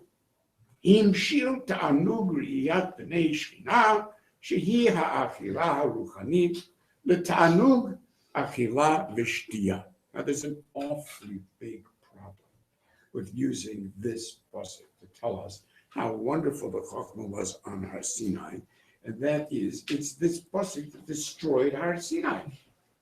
This was exactly what went wrong on Har Sinai. It's Vayochlu Vayishtu, and that's because of that the very Mishkan that we're bringing to be Metaken Har Sinai can only reach its level of Kedusha by destroying the people who were Vayakhel and Vayochlu Vayishtu. If you think he's playing games over here, bringing this in just for fun, he never does that. Okay, so what's he doing? And then he goes on to describe Amidav Moshe Rabbeinu. V'chein hayta midat Moshe b'har 40 yom v'lo achila v'shtiya ki hayta nafsho mitaneged b'idun. He actually had such pleasure from the idun of Chokhmah that his body was mitkayem from it, as if he was a person who had eaten ochel v'shoteh v'nafsho mitkayemet bo b'libuzon gufo. V'hamala hazot l'Moshe zachar bo 120 yom mishisha b'sivan ad yom HaKippurim, and then he goes to the whole story how that is. And kisha'ala b'rosh chodesh elo yom sheni haya, u'kishiyarad b'yom HaKippurim yom chamishi haya, u'lekach kavu rabotenu yom din. פעמיים בשבת בתי דינים קבועים ויושבים. וזהו דירשו השם בהימצאו. And of course that takes us right back to Yom HaKippurim. And all of this takes place on Mocharat Yom HaKippurim. נצטווה למשכן, והוא ההקל הנזקן, וזהו שכתוב ויקל משה. And I'm sure you now understand perfectly well what it is I'm trying to tell you. Gosh. Absolutely astonishing. So here is the brilliance of the Bible, which is absolutely astonishing. I mean, what is he going into? The development of different life forms and different madrigas of life forms. You have to do with anything. What he's pointing out is this. Each darga of a life form gives up something in order to get what it is that it has. So it's true that obviously there's advantages to being able to derive energy from photosynthesis. The disadvantage, of course, is that you become much more vulnerable to disruptions in the organic structure it provides for those possibilities. Obviously, it's advantageous to be able to move about as an animal instead of being stuck there like a tree, but it's very heavy cost. Because to have to give up on photosynthesis and to start using energy for collecting energy, I mean, you get to some life forms like little birds that are using 95% of the energy for the collection of energy, which seems to be extremely inefficient. But that's what you pay for a better lifestyle. And then you get to the top of the heap. So now you have the nefesh hasichlit. We know that in terms of evolutionary biology, the costs are incalculable for the development of humans, but absolutely incalculable.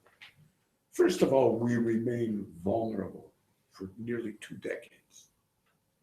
And that's because the brain cannot develop in the womb because there's no way to get it out. There's a simple problem with the development of pelvises that can't stretch any further, even right now, there's a problem in which you have lots of deaths during deliveries before it was possible to do operations to get these fetuses with oversized brains out. So there's a fundamental limit on brain development that is in the womb. Okay. There are other solutions to this problem in nature, like having a little pouch and keeping the baby in a pouch, and then the embryo doesn't have to get out. But that has other chesrones, obviously. It hasn't developed intelligent life either. Now, of course, there's a much bigger problem than that. And the bigger problem, which causes evolutionary biologists to doubt very strongly whether there is actually advantages in being human, or whether it's just a mistake and a clear-cut dead end, is the fact that in order to be able to provide for the type of adaptability that human brains provide, you cannot have programming. Because programming prevents adaptability. So all of the things that allow animals to survive, they do exactly what needs to be done with a tremendous amount of efficiency and with a tremendous amount of chokhmah. You know, so if necessary, they will spend an enormous amount of effort in creating a den for themselves, a house to attract a mate, a place in which they're able to utilize the thing. Obviously, it's all part of the programming that allows them to survive. And one of the most important parts of that is that they won't destroy each other. Because genetically, if you start destroying each other, then those genes won't survive. So obviously, there's always going to be a selection for control in terms of any social species that it should be able to survive. Humans don't have those controls, and that's the problem. And there's even, and that's how you have the adaptability. There are even strong suggestions that the reason that it's so difficult to find evidence of any extraterrestrial life is because life doesn't survive long enough to send out signals. Because any intelligent species ends up destroying itself. The moment that you become intelligent enough to develop nuclear weapons and so on, you end up blowing your planet up after the first 500 years.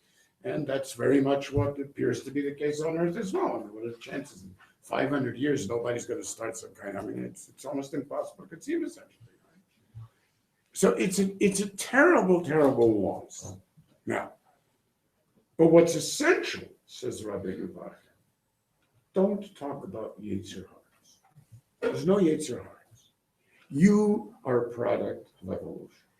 So you are part of the world that is domain. You are part of the world that is somea. You are part of the world that is chai. And you are on the cutting edge of that development as being a Madonna. But you are filled with all of that. Now, there's aspects in which the programming is irreplaceable. And that is, you must have a drive for sex or you will not reproduce. And you must have a pleasure center or you won't eat. Now that's irreplaceable. So given that, this is what I begin with, okay?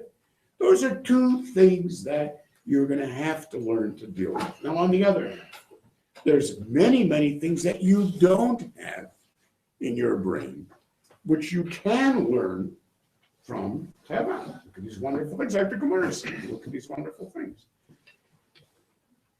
But when you give up something in order to gain something, there's only one thing that is the ultimate insanity. And that is that the very thing that is your advantage, which is the ability to attain the consciousness to be able to recognize where things will go and seeing yourself as outside of the system. What will happen if I don't eat? What will happen if I don't build a house? And so on. That you decide, well, why should I learn from billions of years of evolutionary experiment from that? After all, I'm free of all of that and I'm beyond all of that. That, says Rabbi Vayakhel, is insane. You recognize that on the one hand, the very issues that you have only developed through Teva. It's because of that that Teva will speak in your brain. And therefore, as far as Teva is concerned, all you want is your pleasure centers. So you want immediate gratification. In terms of Teva, all that you want is default solutions. Why? Well, that's because wherever there's a default solution, it's obviously the easy way out. That's how it evolved, right? These are structures that basically heuristically have evolved so that when I'm going to sit here and think it out, I mean, I automatically respond this way. So if I automatically respond this way, it must be good. Do you understand what you are doing? Do you understand how ridiculous it is? The very things that are providing you with your most wonderful and the thing you take as being entirely yourself, this grand intelligence with its ability to perceive itself from the outside, you, instead of recognizing what needed to be given up in order for that to happen, instead of turning around and saying, oh my gosh, I do not have the type of controls that other animals have. And that is what is meant to allow me to perceive how it is to construct a society that will make it possible to live in a way that we don't destroy each other.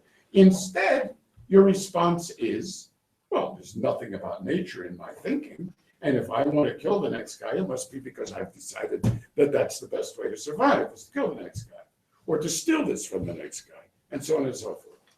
That is madness.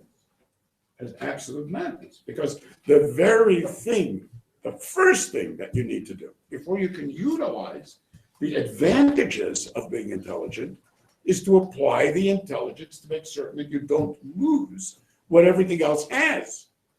Because it's going to take you billions of years to be able to catch up with that, which is the Gemara's understanding of Al-Hafna. And it works in both directions. That's what he's pointing out. Of course it works in both directions. It's entirely the same issue, whether you approach it from the top or you approach it from the bottom. So I will tell you why which is a tremendous madriga of sensitivity to the Ruchaniyut, and the way that none of our view experienced the reality of Kabbalah Satira. I will tell you why it caused their death. You know why it caused their death? Because they liked candy bars. That's why. What an amazing description. It's the underlying issue of what this continuum of nature is about that will always end up having its impact in its most sophisticated fashion. If you want to survive 120 days, and you can survive 120 days, on the complete and absolute utilization of something which to anybody else is just thinking, and to you it's an actual experience of being nourished as if you're literally eating, you can't like candy bars. So insofar as your brain is controlled the way Clinton was controlled, or insofar as your brain is controlled by the way a child who's hungry is controlled, it doesn't matter how far you proceed along that line if you haven't learned to utilize the brain to understand the drives that are programmed into you, because they are absolutely essential. So don't pretend you can get along without sex. That's the Gemara. It's programmed and it hasn't been lost because there's no possible way to do without it. That's the point, which is exactly what the Yetzer says in the Gemara in Yuma. He's simply describing, he's just explaining why all of that is nature. It's not mumbo jumbo. It's simple nature. Those things which are absolutely essential to survival of any organism on any level are going to be the things that are fundamental to your experience of yourself. So whatever it is that you think, the more peripherally related things, which are outgrowths in other organisms of the development of other organisms, so you'd say, okay, so I could do without that. You don't understand that there's nothing that you could do without. And on the other hand, there is nothing that you can allow to control. The idea of the experiment that makes you human is that you can have all the advantages along with none of the disadvantages, because the nature of your advantage is sufficient to reinsert anything that was lost except as an act of maleches machshavas. You will be la'asot, and it won't be automatic, but you cannot ignore that this is what you are and that this is what you incorporate in yourself, which means that whenever we strip you down, as we do with Nadav and Avihu, whenever we strip you down, that's what the Gemara does to Nadav and Avihu.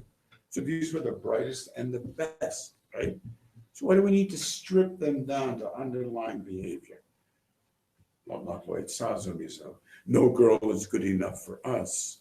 But whatever it is, all of these ridiculous, childish things. I mean, why are we talking about childish things with people on that madrega?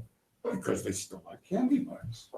So the Vayakhel Vayishtu essentially becomes to them an uncontrollable desire for more than is good for me, as opposed to the animal who won't eat more than is good for him. But after all, I'm out of control.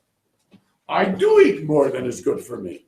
So if you haven't learned to use that seichel to recognize what the underlying issues are, then there's not a hope for you to be able to reach a madrega and still be able not to be damaged by it. So it's very simple, says Rabbi Nabal.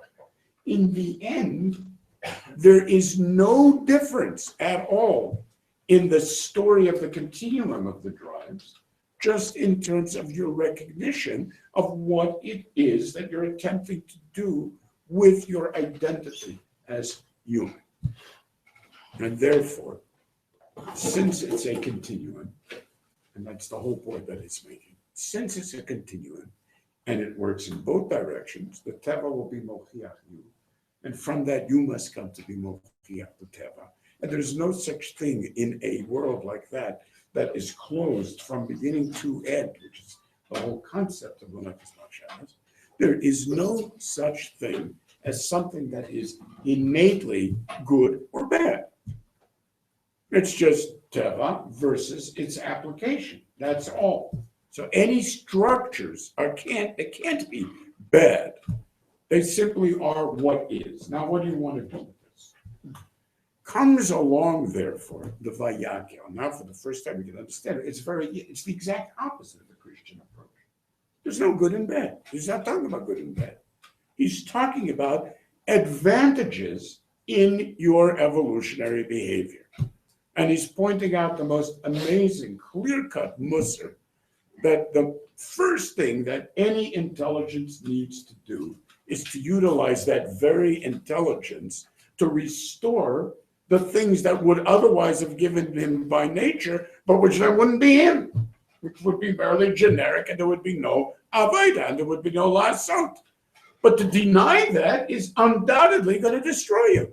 So you're saying, but I don't feel any issues of destruction. I've made a logical determination that I can't give tzedakah because my bank account is low. No, that's the doggy in you that's talking. Wrong. Your bank account is not low. You will end up creating a world in which your interrelationship with things will allow you to be richer by giving tzedakah. Try it. Aser b'cheshit taser.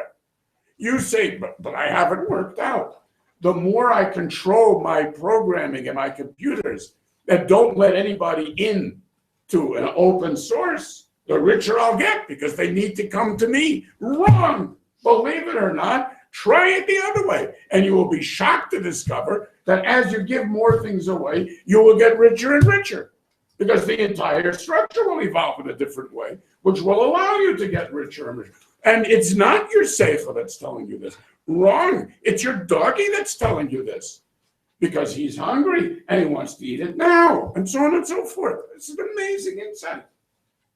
And these are the things that completely and totally limit you.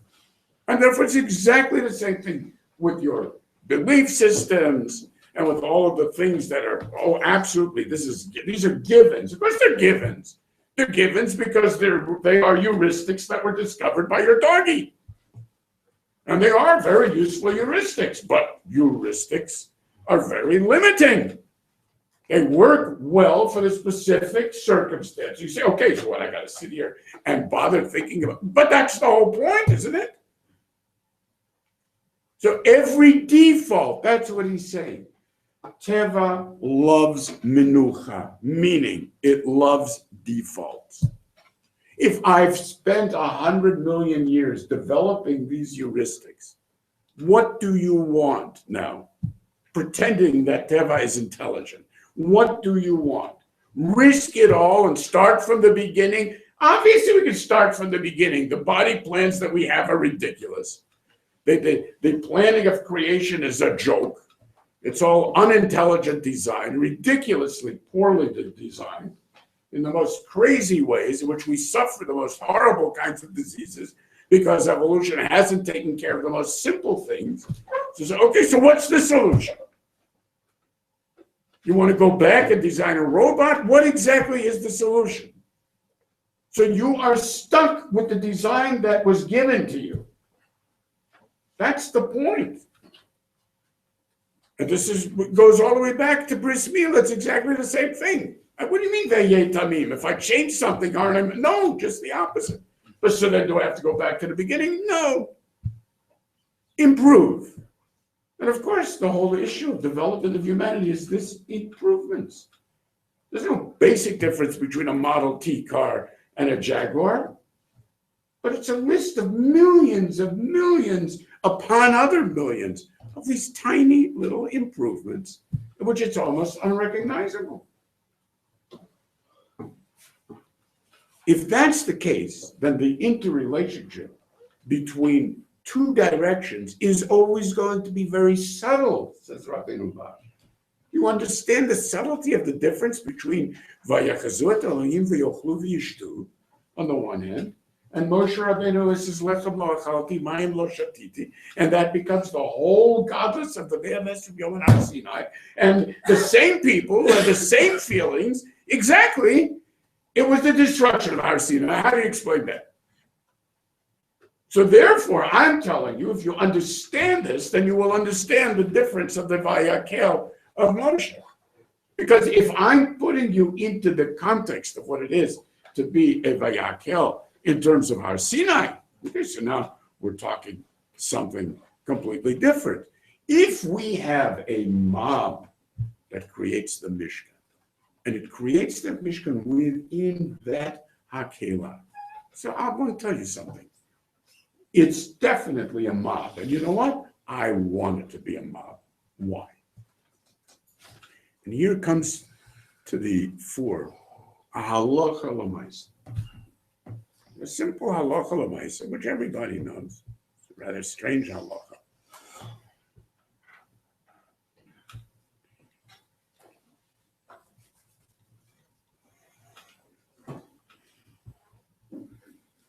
And this halacha is very well known, and unfortunately it comes up all the time. Husbands that refuse to give a get to their wives. So, what do if we have the power? We beat them. We just keep beating them till they give a get to their wives. I understand you can't give a get ba'al korcho. You can only give a get that is given out of your free will. That's a fundamental thing in the Torah.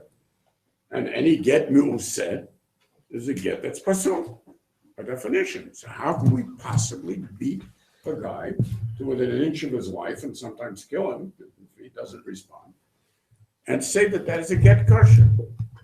So it Gemara asks this, but the get can only be given if he says that he's doing it. So fine, says the Gemara, so beat him until he says, I'm giving it of my free will. What kind of answer is that? So that's just saying something, right? So here we know the famous Rambam. It says, Makino to achi omar rotzani, v'yichtov haget, u'get kasher. Why is this? He says, because, look, it's very simple. The fact is that when he is doing something like this, Misha takvo yitzra hara levatel mitzvah, lasot avira, and so on and so forth. It's not that he really wants to do this. And basically, the nice guy that got involved in a rock concert had no intention of landing up in bed with the chief cellist, right? That's not why he went to the rock concert. The things that end up happening in the rock concert, this is not what I went to the rock concert for. So, you strip me of everything and you reduce me to an animal, and this is what becomes of me. And therefore, this guy does not want to be in a position of being a rotten, no good nick to his wife, right? So this is not an honest mimenu. These are choices that he made. At this point, he's committed to those choices, but that's only because of the mecholot ha'egel, essentially. He's dancing around the choices that have been made, and it's too difficult to make other choices. Lefichav, זה שאינו רוצה לגרש, מאחר שהוא רוצה להיות מישראל, רוצה הוא לעשות כל המצוות, ולא להתרחק מן העבירות. That's what he wants, but he can't bring himself to do it, because, he's so committed, right? But כיוון שהוא כך, we beat him enough, so now we've removed his inhibitions. That's right, inhibitions. That's what you say. The mob rule that led to the ego was a removal of inhibitions, right? So the guy used to think that he was a civilized human being, and now he's going out shooting people and acting like an absolute madman because we removed his inhibitions. But this guy also has inhibitions. His inhibitions don't allow him to assert what he is. Mitzat sichlo et ritzono. Doesn't allow him to assert. Remove his inhibitions. Beat him. Put him in a mob. In a mob that seeks to be B'nai Yisrael. We've got an amazing project. It's only for B'nai Yisrael. It's not for anybody else. Well, I don't know anything about it. That's okay. You can be part of it. What can I do? Bring stuff. Okay, I'll bring everything. He has no idea what he's doing. Okay, but so if you beat him enough and he says Rotzani, so then he's doing what he wants. And therefore this is a get Ritzono. Now this is halacha. This is not some kind of musar. It means that we're utilizing this svara of the Vayakhel. And as I pointed out to you, Nehemiah did exactly the same thing. He had the same problem. People were not responding. They were enslaving other Jews because they weren't paying back debts. And he gathered a mob. Do you think that mob was only an issue of fear? No. It was shame. It was a sense that this is what I really want. You're right. We won't even collect the debt. Forget about the things that you were asking, they tell him. Forget about not forcing them into slavery. Forget about not taking their daughters. Forget about all of that. We won't collect the debt, ever. We're mavatar on the debt, not only the mashka. Because that's what happens. Die v'hoter. Marbim ha'am la'avim. Because you know what? This is an opportunity. This is what I would like to do. This is what I really want to do. And this, of course, becomes the distinction between Akum and Yisrael in the end. So as the Gemara says in Avodah Zarah, comes along, the Yom HaDin, and the Goyim are saying, listen, it's not fair. Give us another chance. If we'd have another chance, for sure we would do it right. Okay, So HaKadosh Baruch Hu says, but that's ridiculous. Mishalot Torah B'Erev Shabbat. I mean, how's, it's like that children's story of the red hen or something, that never does anything but always wants to get. I mean, so, okay, but Afal PK, I'll give you another chance. So, mitzvah kala, yeshli, v'sukkah, shmalachu, v'asur. Let's see if you can make a sukkah. It's not expensive, there's nothing to it. Just go out and have a nice time, camp out for a week. Okay, fine, they go camp out. Kol echad goes, and he's over, it was a sukkah, Baruch Gago, everybody's very happy, got a chance for Olam Haba after all. And HaKadosh Baruch Hu magdir aleim chama b'tkufat Tammuz, temperatures go up at the 120s, Kol echad v'echad meva'et b'sukkato v'yotzei, shenamar ninat gad moserotemu nashlichim imam avotemu. What do you mean, magdir? I thought you said we try to give them a chance. I mean, you said, HaKadosh Baruch Hu brought the Kunya in Briotav. I mean, I understand. That's not fair. No, what do you mean it's not fair? It could happen that this could happen to Jews too, no? Mishum Yisrael Nami, Zilem Ashot Kuvatamuz at Chaga, and now there will be Mitztayer. Says, well, what do you mean? Oh, my Rav, Mitztayer is part of the Sukkah. You gotta be stupid to stay in the Sukkah. It's 120 degrees. I understand. So the Jews wouldn't stay in the Sukkah either. So what do you mean? All you did was potter them from the Sukkah, and you said you were going to give them a chance to be Mekayim in the Sukkah. So it makes no sense. Says the Gemara, that's true, they may be potter, but they don't kick it. That's it. That's the difference. And of course that's the difference. Because if I strip away your inhibitions, what do you want? That's the question. So over here, I strip away all of your needs and so on. I want to come out. I'm ready to take it. It's strip it away. Thank God I'm out of that crappy place. Oh, back in home. Ben Yisrael has that same situation. Oh, he's there. I'm in the kind of mitzvah sukkah. You think it matters how old they are? A 3-year-old will say, oh, what are we going to do about our mitzvah sukkah this year? You'll see it in your children. You'll see it in your grandchildren. Shoulder rains on sukkahs. What are we going to do about our sukkah? Exactly the opposite, yeah? Same thing we have with the mice of Koresh. The Gemara says that. Koresh was machmitz. I don't know what did he do wrong? It says he gave all of this amazing stuff, millions of dollars. He donates to the Beis Hamikdash. So in what sense was he yichmitz? Says the Gemara. Yeah, but I mean, you got to understand that he says, it's got to be sheikh, you see. You have to be right on the thing. Never mind. I'm not right on it, or else I forgot to put it in. So this is how do you see this? Because he says, well, you can have all of this stuff, the shemen and the menachos and everything else, in order that you should daven for the shalom of the melech and his life and his children and so on. Says the Gemara for Yisrael, I understand. Misha Saket ain't a tzaddik gomer. It says, "Sela zulet tzedakah menachi yechye b'ni." I raise a tzaddik gomer. Yeah, that's for Yisrael, but for an akum, it's not. Why? Because if it doesn't work out, I don't want to give the money to tzedakah. I only wanted to get something out of it. But for the Yisrael, he wants to give the money to tzedakah. So that the Rambam is saying, it turns out that the mob identity. The fact that he wrote Liot Mi Yisrael, despite the fact that I don't know anything about Betzalel, and I don't know anything about Otiot Shnivru Shemayim Varetz, stripped me to the underlying identity, and I want my soul. Yes, and I want to be part of this.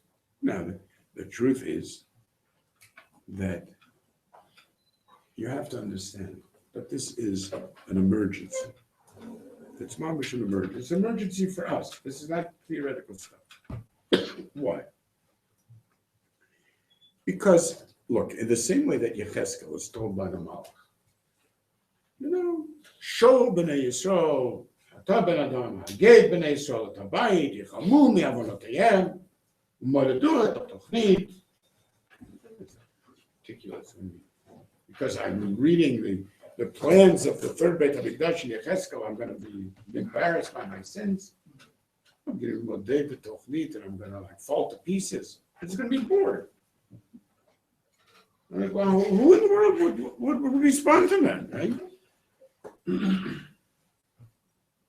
This moment of Vayakhel, did everybody come running? Did Moshe Rabbeinu have a problem gathering everybody together like he did in controlling the mob, the rest of the terror, when they all gang up against him, wherever it is? No, they all came running. Why did they all come running? Because they were desperate. They were desperate for a solution. So they had just lost everything. And they understood that it was just that simple mistake that they had made in allowing inhibitions to be removed in the context in which it would not be about me. It would just be about my nature. And the loss of that, just think about it. All of the things that we do are done as if we're brain dead. Literally.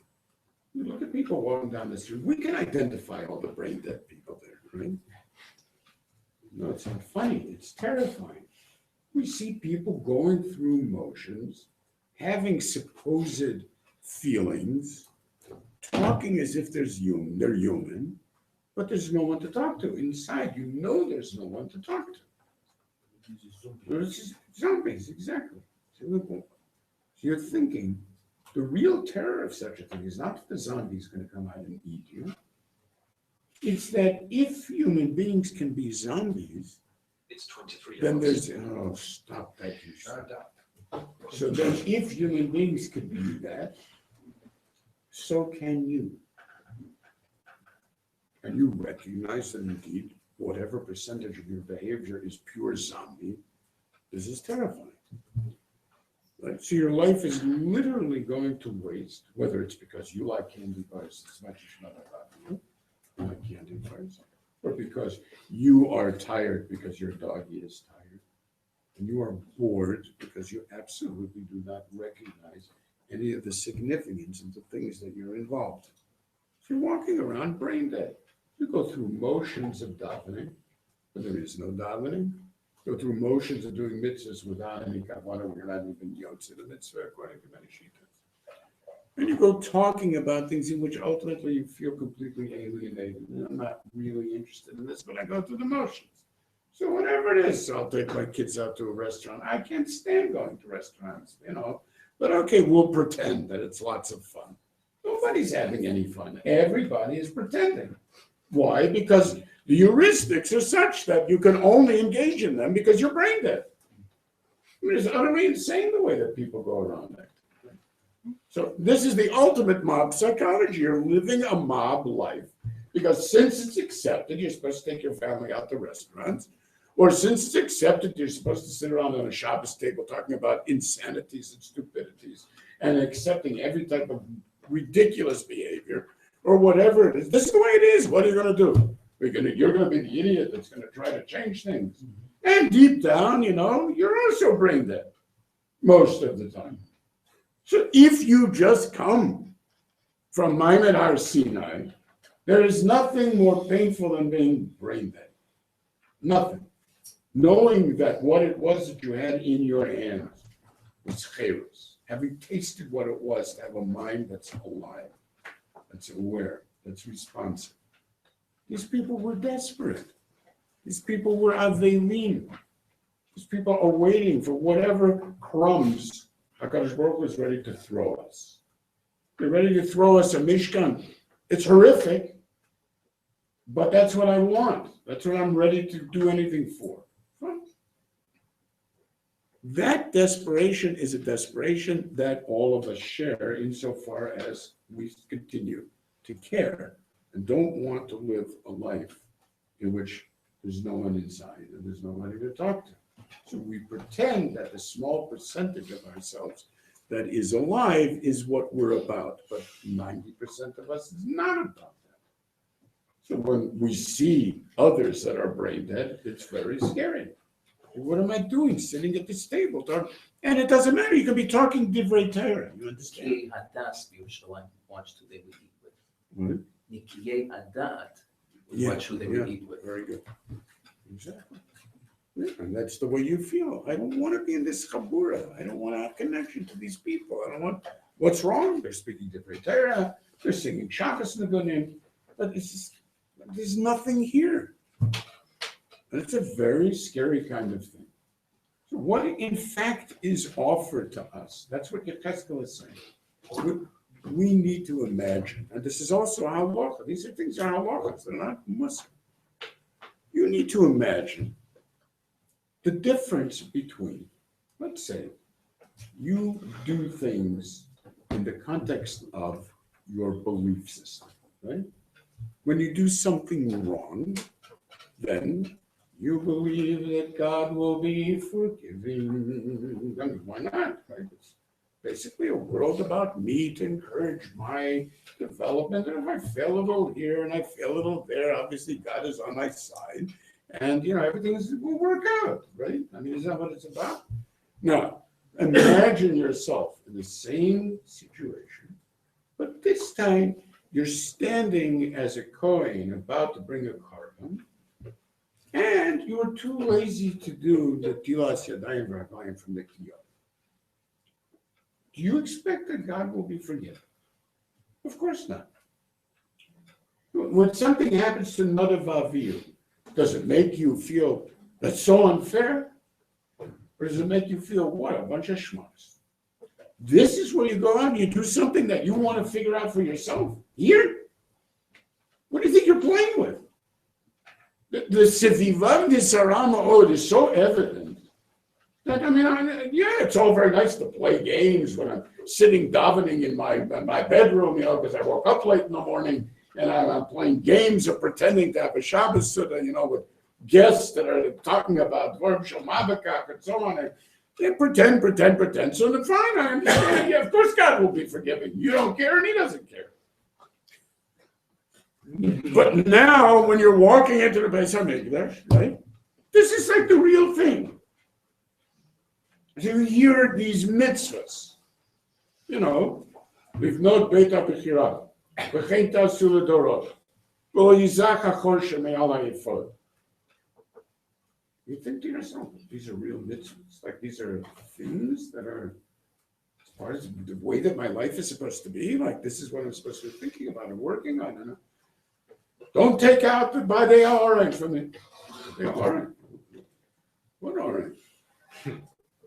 You realize you don't have any connection to real mitzvah Torah. You have this little religion that is limited with the things that are convenient for you, the few mitzvahs that you think about every day. And that's it. You're very happy. Why are you happy? Because you're brain dead. But the moment that you listen, this is what Moshe Rabbeinu is saying. Okay, here's what we've got to do. Everybody goes out and manages to do it without knowing anything about it, because there's nothing else that I care about. And that's the idea that Vayakhel is being told. Give them instruction. Tell them what it would take to build a Beis HaMikdash. See if they can think what that would mean, whether they will be nichla me'avonatam. What is the mitzvah in tefillah? Chayav lirot et atzmo. This is from Shulchan Aruch. Ki'ilu hu omed bebeit hamikdash. Suppose you were sitting in front of the Aron HaBris, and you're saying a tefillah. So this is what it would be about bank accounts and about the concern, the things that I have to do today, and so on and so forth. Or, you know what? There is reality in this world, and there is a kefifa of this insanity that makes you pretend that everything revolves around the way that you happen to want to imagine it, right? And it's exactly what needs to be done, a restoration of sanity. And the only way to provide a restoration of sanity is to let people express the deepest needs of what it is that makes them Yisrael. Does he want to be a member of Yisrael or not? So what does he know about Yisrael? Oh, you're very wrong. He knows everything about Yisrael. No matter how rochak he is, bring him down to that bottom line. Remove his inhibitions, these inhibitions, and watch how desperate he is when it comes down to that. Bring him to desperation, and you will see that all he wants is one moment of reality that will make something of his life. You don't expect quarter for not a vav. This is the ultimate extension. We were talking about last week of the difference between Aaron and Kohen and between Moshe and me, in which the fact is that Aaron, as the great compromiser, will end up creating an egel. And in that egel, he will be Kippurah Aaron L'Shimtza B'Konehem. He exhibited them. He reduced them. That's Paro. Barak Rosh Hashanah. He exposed them. So the exposure was of underlying drives that came from the Erev Rav that could no longer be kept in place, because this is what we're really about. This is Suram Ra. This is what we're really about. This is what you wanted to get involved in, these people. And you allowed Bnei Yisrael to get involved with this. Isn't that what we admire the most? Oh, if it's a Priyas, Mekarvim, Matera, Zikarda Bnei Yisrael carried around on the lathe. How many people do we know? Everybody here knows somebody that is that type of wonderful person. Just natural, amazing midah. He's caring about people, going out of his way to take care of others, and stopping his car if somebody needs a tire change. It's full of zrizos and love and tolerance and so on and so forth. But he's brain dead nonetheless. There's still nobody to talk to. How is that possible? Because again, the same behaviors that can be built into your senses, your emotions. Is Shiluach HaKain real? Yes. Heim Alabanim is real. Is Lo Sishkato Tovet B'no B'yom Echad real? Yes, it's real. Is it the same as what you're supposed to feel? No. But how many people are happy going around with that kind of religion? Right? We do chesed. We care about people. We are full with the Zikor of Bnei Yisrael. The Vadat HaRabbanim has gotten together for blah, blah, blah, and so on and so forth, right? But you know that it's brain dead. You know there's nobody to talk to. Lovely people, wonderful people. What it is that Moshe Rabbeinu provides here is infinitely greater than what can be provided if you don't have anything but the lave of Aaron that is Sameach. My God, such an amazing Madrega. Rachmana Liba boy and so on. That isn't the lave of Rachmana Liba. Rachmana Liba boy is the lave that is in contradistinction to Rabusa Liboy and Bayan. What are we having intellectual discussions? Or are you driven by the need for Torah so that it tears you apart because it's about you? Tell me this so that I can know how to live, how I can discover myself, what it means to be myself. In fact, we spoke about the Even Ezra last week. Idiots, Reiki Mayach will ask, what was he doing up there? What do you think anybody is doing? You know, can I have the picture that you took? It's this crazy story.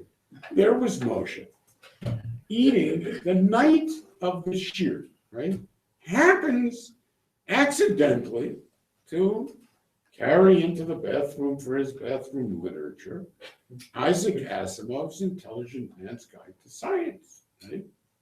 Okay, so what is this book about? And it's an absolutely astonishing thing. It's about the overwhelming desire to know. Now, this you're not going to find in domain, in dead matter, right? You're not going to find it in a tree, which is someach. A tree doesn't display curiosity. This is not crazy. A tree does not display curiosity.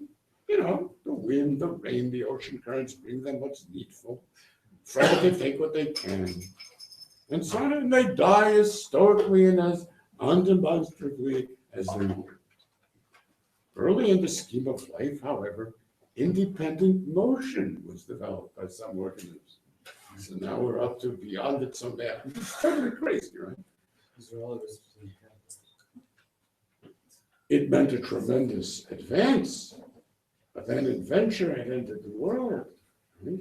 The curiosity concerning the environment was enforced as the price of survival. And so there comes a point where the capacity to receive and store and interpret messages from the outside world outruns sheer necessity. What do you do then? You still explore your environment. But the idea over here, the human brain, now that's the most magnificently organized lump of matter in the human universe. So then the normal human being will have an intense and overwhelming curiosity if he lacks the opportunity to satisfy it in ways immediately useful to him. And all kinds of regrettable things can happen. It's mamish like a takeoff on the Rabbeinu Bachik. It's the strangest thing to hear because this is the reality. This is the way of the world. In the end, either you love your world and need to know everything about it, and this is the liba that is played. So it's part of your teva. It's the mitikut of the teva itself that leads you to the mitikut of standing on Har Sinai. It's not a metaphor. That's the point that Rabbeinu Bach is making. It is not a metaphor. It's part of the development of life. So insofar as it's life, you will live with it. But this is desperate. You can't be in a stupor like an oyster. That's exactly what he uses as emotion. You can't be in a stupor. And all of this becomes, instead of a religion that is in your heart and so on and so forth, this is the moments of reality. The tefillah in the presence of the Mishkan is a moment of reality. Coming from Chutz La'aretz to Eretz Yisrael is a moment of reality. It's a sensation of something intensely different. The tefillah in such a way is so totally different from the tefillah that takes place in the local Young Israel in some downtown city somewhere in Fardorf and places. It's like there's no connection between them. There's absolutely no connection. One is an attempt to do exactly what the Kuzri describes, which is the creation of an egel by making a show. This makes me feel happy and this makes me feel comfortable and this is the group that I'm with. But what happens when that group loses its orientation towards the growth and the discovery, the desire and the life that's incorporated in that desire? It's the desire that is exactly the desire that you are programmed into. It is the desire for expansion. It's exactly the desire for reproduction. It's exactly as sexual, which is why the papyrus was a sexual instrument. The kior is amazing. I think it's this photo. No, I think it's the shah. Shach says the kior. Why is the kior called kior? Because Hashem kior v'tzior, because it was covered with images of nice Merkava. This was covered with images like Mela. The other Caleb just had sexual images. This has got the nice Merkava on it. So this is the thing because that's true. That's true. It's your love of life and your desire to connect to everything else in life. Where does that come from? It comes from the organisms that develop that in order to survive, in order to reproduce, in order to have kiyum amin. But the kiyum amin for an Adam is the kiyum amin of that kind of extended sexuality, in which every contact becomes a taste of actual life, of that type of excitement, of standing in front of the Keruvim, which are themselves giving over that energy. There are no other energies. And this is exactly why getting rid of Avodah Zarah, there we try to use the same things, but we don't give it the same form. The only place we give it the same form is Dafka Kior V'Kano, which is astounding. And that becomes now the reason it doesn't have a particular, of course it doesn't have a particular. The more particularized it is, the less it's Melechas Machshavas, because it's got a Tochnit. The more the Hoter is, and the more I determine its limits, the more it's an expression of what it is that I'm bringing. Therefore, says HaKadosh Baruch Hu, this is Chaviv to me min hakol. And there's no limits on the Kior V'Kano. Whatever is brought in, that's exactly what we have. We don't even realize that these are mitzvahs. It's unbelievable. Oh, that's a mitzvah? Oh, gosh. I thought mitzvahs had to do with, lighting Shabbos candles and putting on tefillin every day. I mean, mitzvahs actually have to do with Atzei Shittim Einkim. So this discussion whether you have to make a bracha on Trumas HaMishkan, when the Torah of the Lishka, first consider you have to make, there was a bracha that we made for that. Bracha? Yeah. I mean, it's a mitzvah. No, that's mamish the way people respond, right? And therefore, it says over here, Asher Natan Hashem Chochma Bahema. And then Rabbeinu Bachman, what's the meaning of Bahema? The animal became Chochma. That which is inserted into you is an insertion into the animal. It's the ultimate potential. Maybe your brain isn't ready for it yet. And therefore, we need to protect you. And originally, your brain was ready for it. That was the Adoyim. They were protection. They were weapons that allowed you cheros and the room for cheros to develop into cheros. If you couldn't handle that, then you need further protection. The Torah continues to describe that perfection, the shmira of the Mikdash, the keeping people away from getting damaged by the Mishkan. The sense that, what are we? What are we? We're cannon fodder. Kol karev Mishkan, karev Mishkan. It's going to drop dead. This is too much. Even this is too much for us. But insofar as we're capable of having that connection and the quality of the mob, which is a mob of Yisrael, is what the Rambam is saying. Mikivan shurotzer liot Yisrael, he loses these inhibitions. That's how important the parsha is. Really, you want to get over the sense of boredom in yourself. You want to get over the sense of tiredness in yourself. You want to get over the sense of the lack of significance of the things that you're doing. Walk into the Beis Hamikdash. Misos kol haaretz. What's the misos kol haaretz? That every piece of filthy garbage that's hanging over my head in terms of all of my development and everything that I did wrong. That's what the Medrash says. Misos kol haaretz. You walk in there like a slob and like an animal, and you walk out feeling like a new person. So that this lechaper nafshotechem, which we don't recognize as part of the drive for the mikdash, the lechaper nafshotechem. That sense of needing that kapara, the feeling of how much Yom Kippur means, instead of waking up at the end of your life and realizing all you did was keep yourself busy for 80 years, and did absolutely nothing. Everything was done. It was just boredom. It was being controlled essentially by a mob of a phony civilization that means nothing. And all that you do is you try to support it. You create stories about it and you make it important and you pretend that it's meaningful. And it's amazing the distances that people go on. It's pathetic, but people go to these endless distances in order to persuade themselves with mob psychology. That's literally what they use. So what do? You want to pretend that what you're doing is very significant. So you go to a magazine, you pay them to write an article about what it is that you're doing that's significant, knowing that everyone else in the magazine paid for the article that made them be significant. And then you have pictures of all the significant people of that week, and everybody knows it. And everybody's buying the pictures of the significant people and saying, oh, how wonderful. This is like I made it to the front page of the Rolling Stones. I mean, it's just beyond belief, literally. So, but I understand, so isn't that what the Navi says about it? I mean, how do you make the thing and then bow down to it? No kasha.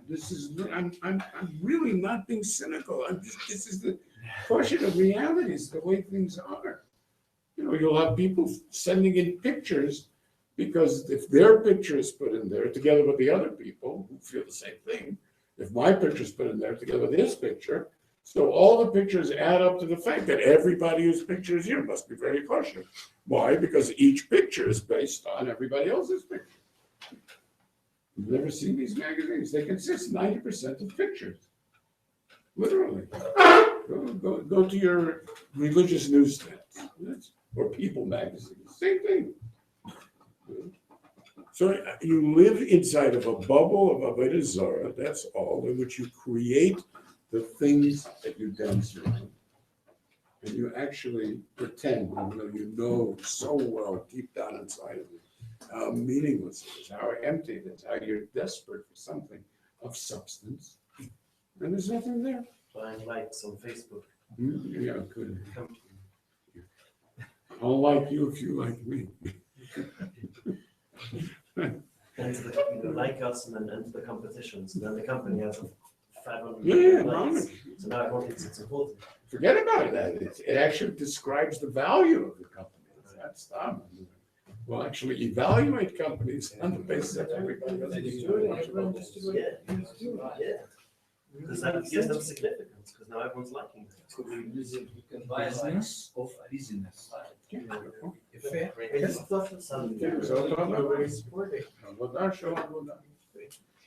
Anyway, that's how real the Vayakhel emotion is. And that Vayakhel is constantly accessible in exactly the same way that Shabbos is accessible. If it weren't, it wouldn't be our tefillah for Shabbos. We would laugh when we would read Yismach Moshe Ramat Naskal. The part about bringing down Shabbos with the Luchas, I mean, it's embarrassing. You say such a thing. So the V'chein Tasu Midorot, the understanding that all of this business that people call lave is not the lave of Moshe. And here, we're talking about that lave of Moshe. What does it mean to be standing in front of Moshe, who just came off of our Sinai? That's a completely different experience. And the truth is, anybody who meets someone who really is experiencing what he's talking about is completely changed by the experience. You can have a child who has one teacher in school who really believes in what, I mean, it's a completely different thing. All of a sudden you realize, you mean, there's reality to this? It's not just about books and tests. Somebody cares about chemistry. And that's all you need is to see that, and it opens you up to the fact that, I've been living in this ridiculous, phony world in which I'm supposed to be taking tests and getting grades, and that's all that it's about. And all of a sudden I discover that it's possible to love this and to experience it as something that you need for yourself, to know what it means to be alive, because you have to understand chemistry, and it changes your life. And that is like the lowest of the low of such an expression, right? And imagine the Amida here, a minute away from Har Sinai, in Shabbos, in Moshe, in Hakala, which is the Geel the Dayers, V'chein Tasu, and in the understanding that every Shabbos is the Dorot Techem, it's the Dorot Tam. It's exactly the same thing. Continues, any one Shabbos is Nogea, every Shabbos in my separation. That's not just an incredible sense of opportunity. So you just sit there, bored with your mouth hanging open, wondering what email you should waste time on now because you don't have the character to do anything with your time. It's not possible to live that way in this context. And this context is what the Parsha is providing as an opening of each Kehillah of Yisrael, which is always open for you. Kivan Shalom Yisrael, that is so nogea and so real, it will be kovea the halacha of Gittin. It's not Baba Mises. It's plain and simple analysis of the truth of the psychology of what it is to be a Ben Yisrael. So then it can't only be nogea Gittin. It means it's a description of you. And you, without your inhibitions, are this, that you'd be ready to go to the ends of the earth if only you could lose those inhibitions. Okay, so then that means even recognizing that and coming into contact with that, even once a year, which is the Indian of the Achas Kashana of Yom Kippurim, is enough to be mechaber and to provide your Shechayit on the Toki Basam. Alachas Kama V'Kama, if somebody is able for every tefillah to be aimed in the Beis Hamikdash, which is the simple halacha, he has to be roya et atzmo in that fashion. The things that are offered to us, the tool that is given to you, to be able to recognize that these are real mitzvahs, they're real things. Yecheskel will tell you how to build a bayit. That's meaningful, and that if you go walk down the street in the same way you want to have shaykhs to every other mitzvah that's meaningful to you, and the frustration of knowing that, well, this is like completely close to me, it's as if it doesn't exist. It's like something so esoteric. What does it mean? I mean, you think this is one of the Taryag mitzvahs?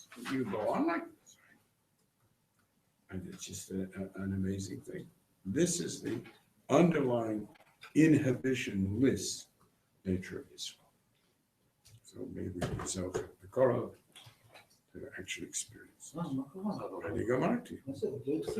נכון, אני תמיד מתחרט שגמרתי, אבל זה מאוחר. הוא לא עבר כלום. ואחר כך אני יכול להוסיף, ואני מוסיף, אני מכניס את זה. Rabbeinu Vayakhel, ההקלטה. the last Rabbeinu Vayakhel in the parsha, he talks about the value of learning, not this English, he talks about the Chakira, the Tchunas, Tzureisov, and Muvah, and Shia, Arkham, the Arkham, the Kemasam, Apok, Yishain, this English, and it's like, Ashmai, Yasar. Yes, Thank you so much for that.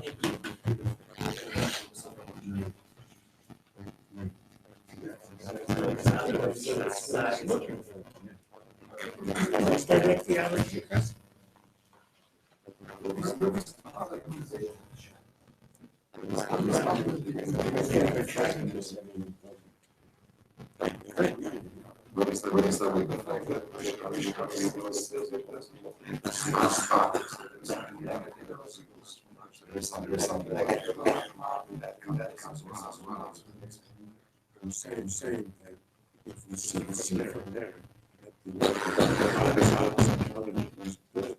I might want to something.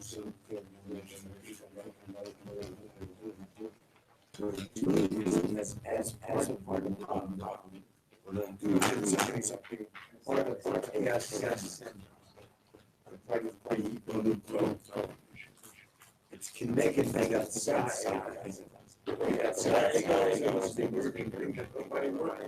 And the outside here is where it comes from. It's the enthusiasm of the sense. That's what it's. And here is the context of I'm dying part of Israel. And that's why the story of the Messiah is brought in as well. How pain the Messiah were, but they didn't jump in and how much it was Nogea later on with you. And Rashi brings it here because it's part of that loss of enthusiasm, which is. So Moshe wasn't really upset at that, but when he said that. It's not that he's upset, it's that it needed to be stopped, which is absolutely true. It needed to be stopped. Yes. Yes. But the Medrash seems to indicate that there was something else.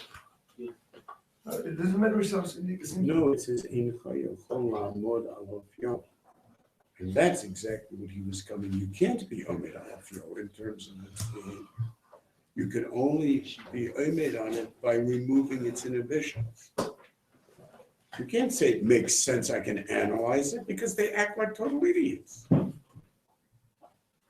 But it's possible to, in one sense, to provide a context where the removal of inhibitions makes them animals, and the same exact people will, in fact, if they're themselves, will make them totally balei seichel, so to speak, even as behemoths. Hashem natan Hashem chokhmah behema. That's what it's saying. There's no way to come to a logical description of this. This is what they are. So you're only going to discover the basal identity by putting them into a matzav of a map. And if the people can be monstrous in the same way as they can be great, so there's nothing They great about can't. it. That's not true. Because every moment that there's a danger to the nature of Yisrael, there's an immediate mob response of Yisrael. The kind of thing that happened in the 6-Day War. It's exactly what happened over here in the Mishkan. What are we talking about? A chance to be Yisrael? A chance to be Yisrael b'tam b'Hashem? So I was a Reformed Jew my whole life. So I took out any reference to Israel from the Tefillah. These were the guys that were coming running to the Israel embassy to be able to give money, to be able to save Jewish lives in the 6-Day War. You have no idea people went crazy. Man was crazy. It was exactly this kind of thing, giving away everything they had. These people refuse to even discuss anything Jewish. So the mouth of the ego is not what really is Israel all about.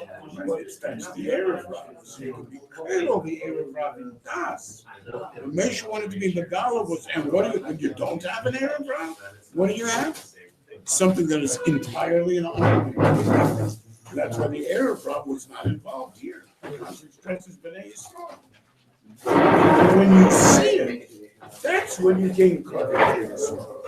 When you see those kind of things, it doesn't matter what kind of Slav he is. You see the taxi driver, who goes out screaming at these people. Taxi driver, one of these red, bald-headed, taxi cab drivers. He says, "You look at me and think I'm a nobody, right?" So I'll tell you where I was last night. I was in Herzliya, and I'm dying because I haven't eaten all day. And I'm looking for one kosher place in Herzliya. I couldn't find one kosher place to eat at 1 o'clock in the morning. So what do? I finally come to a pizza parlor. Thank God, a pizza parlor. How treif can a pizza parlor be? So I walk in there. I said, "You wouldn't think I keep kosher either, would you?" So I walk into this pizza parlor. It's basar b'cholov, salami and this and a pizza. And I go over to the counter and I say, "You have any kosher pizza?" And all these fancy people in Herzliya start laughing, kosher. And I let them have it. You idiots. You think you're big sitting here eating ochlea sheketz v'achbar v'chazir, I told them. That we should come to a matzav that somebody in Eretz Yisrael is to be laughed at for asking for kosher. Oh yeah, they slunk out of there. He says, "Don't worry." It's amazing. Well,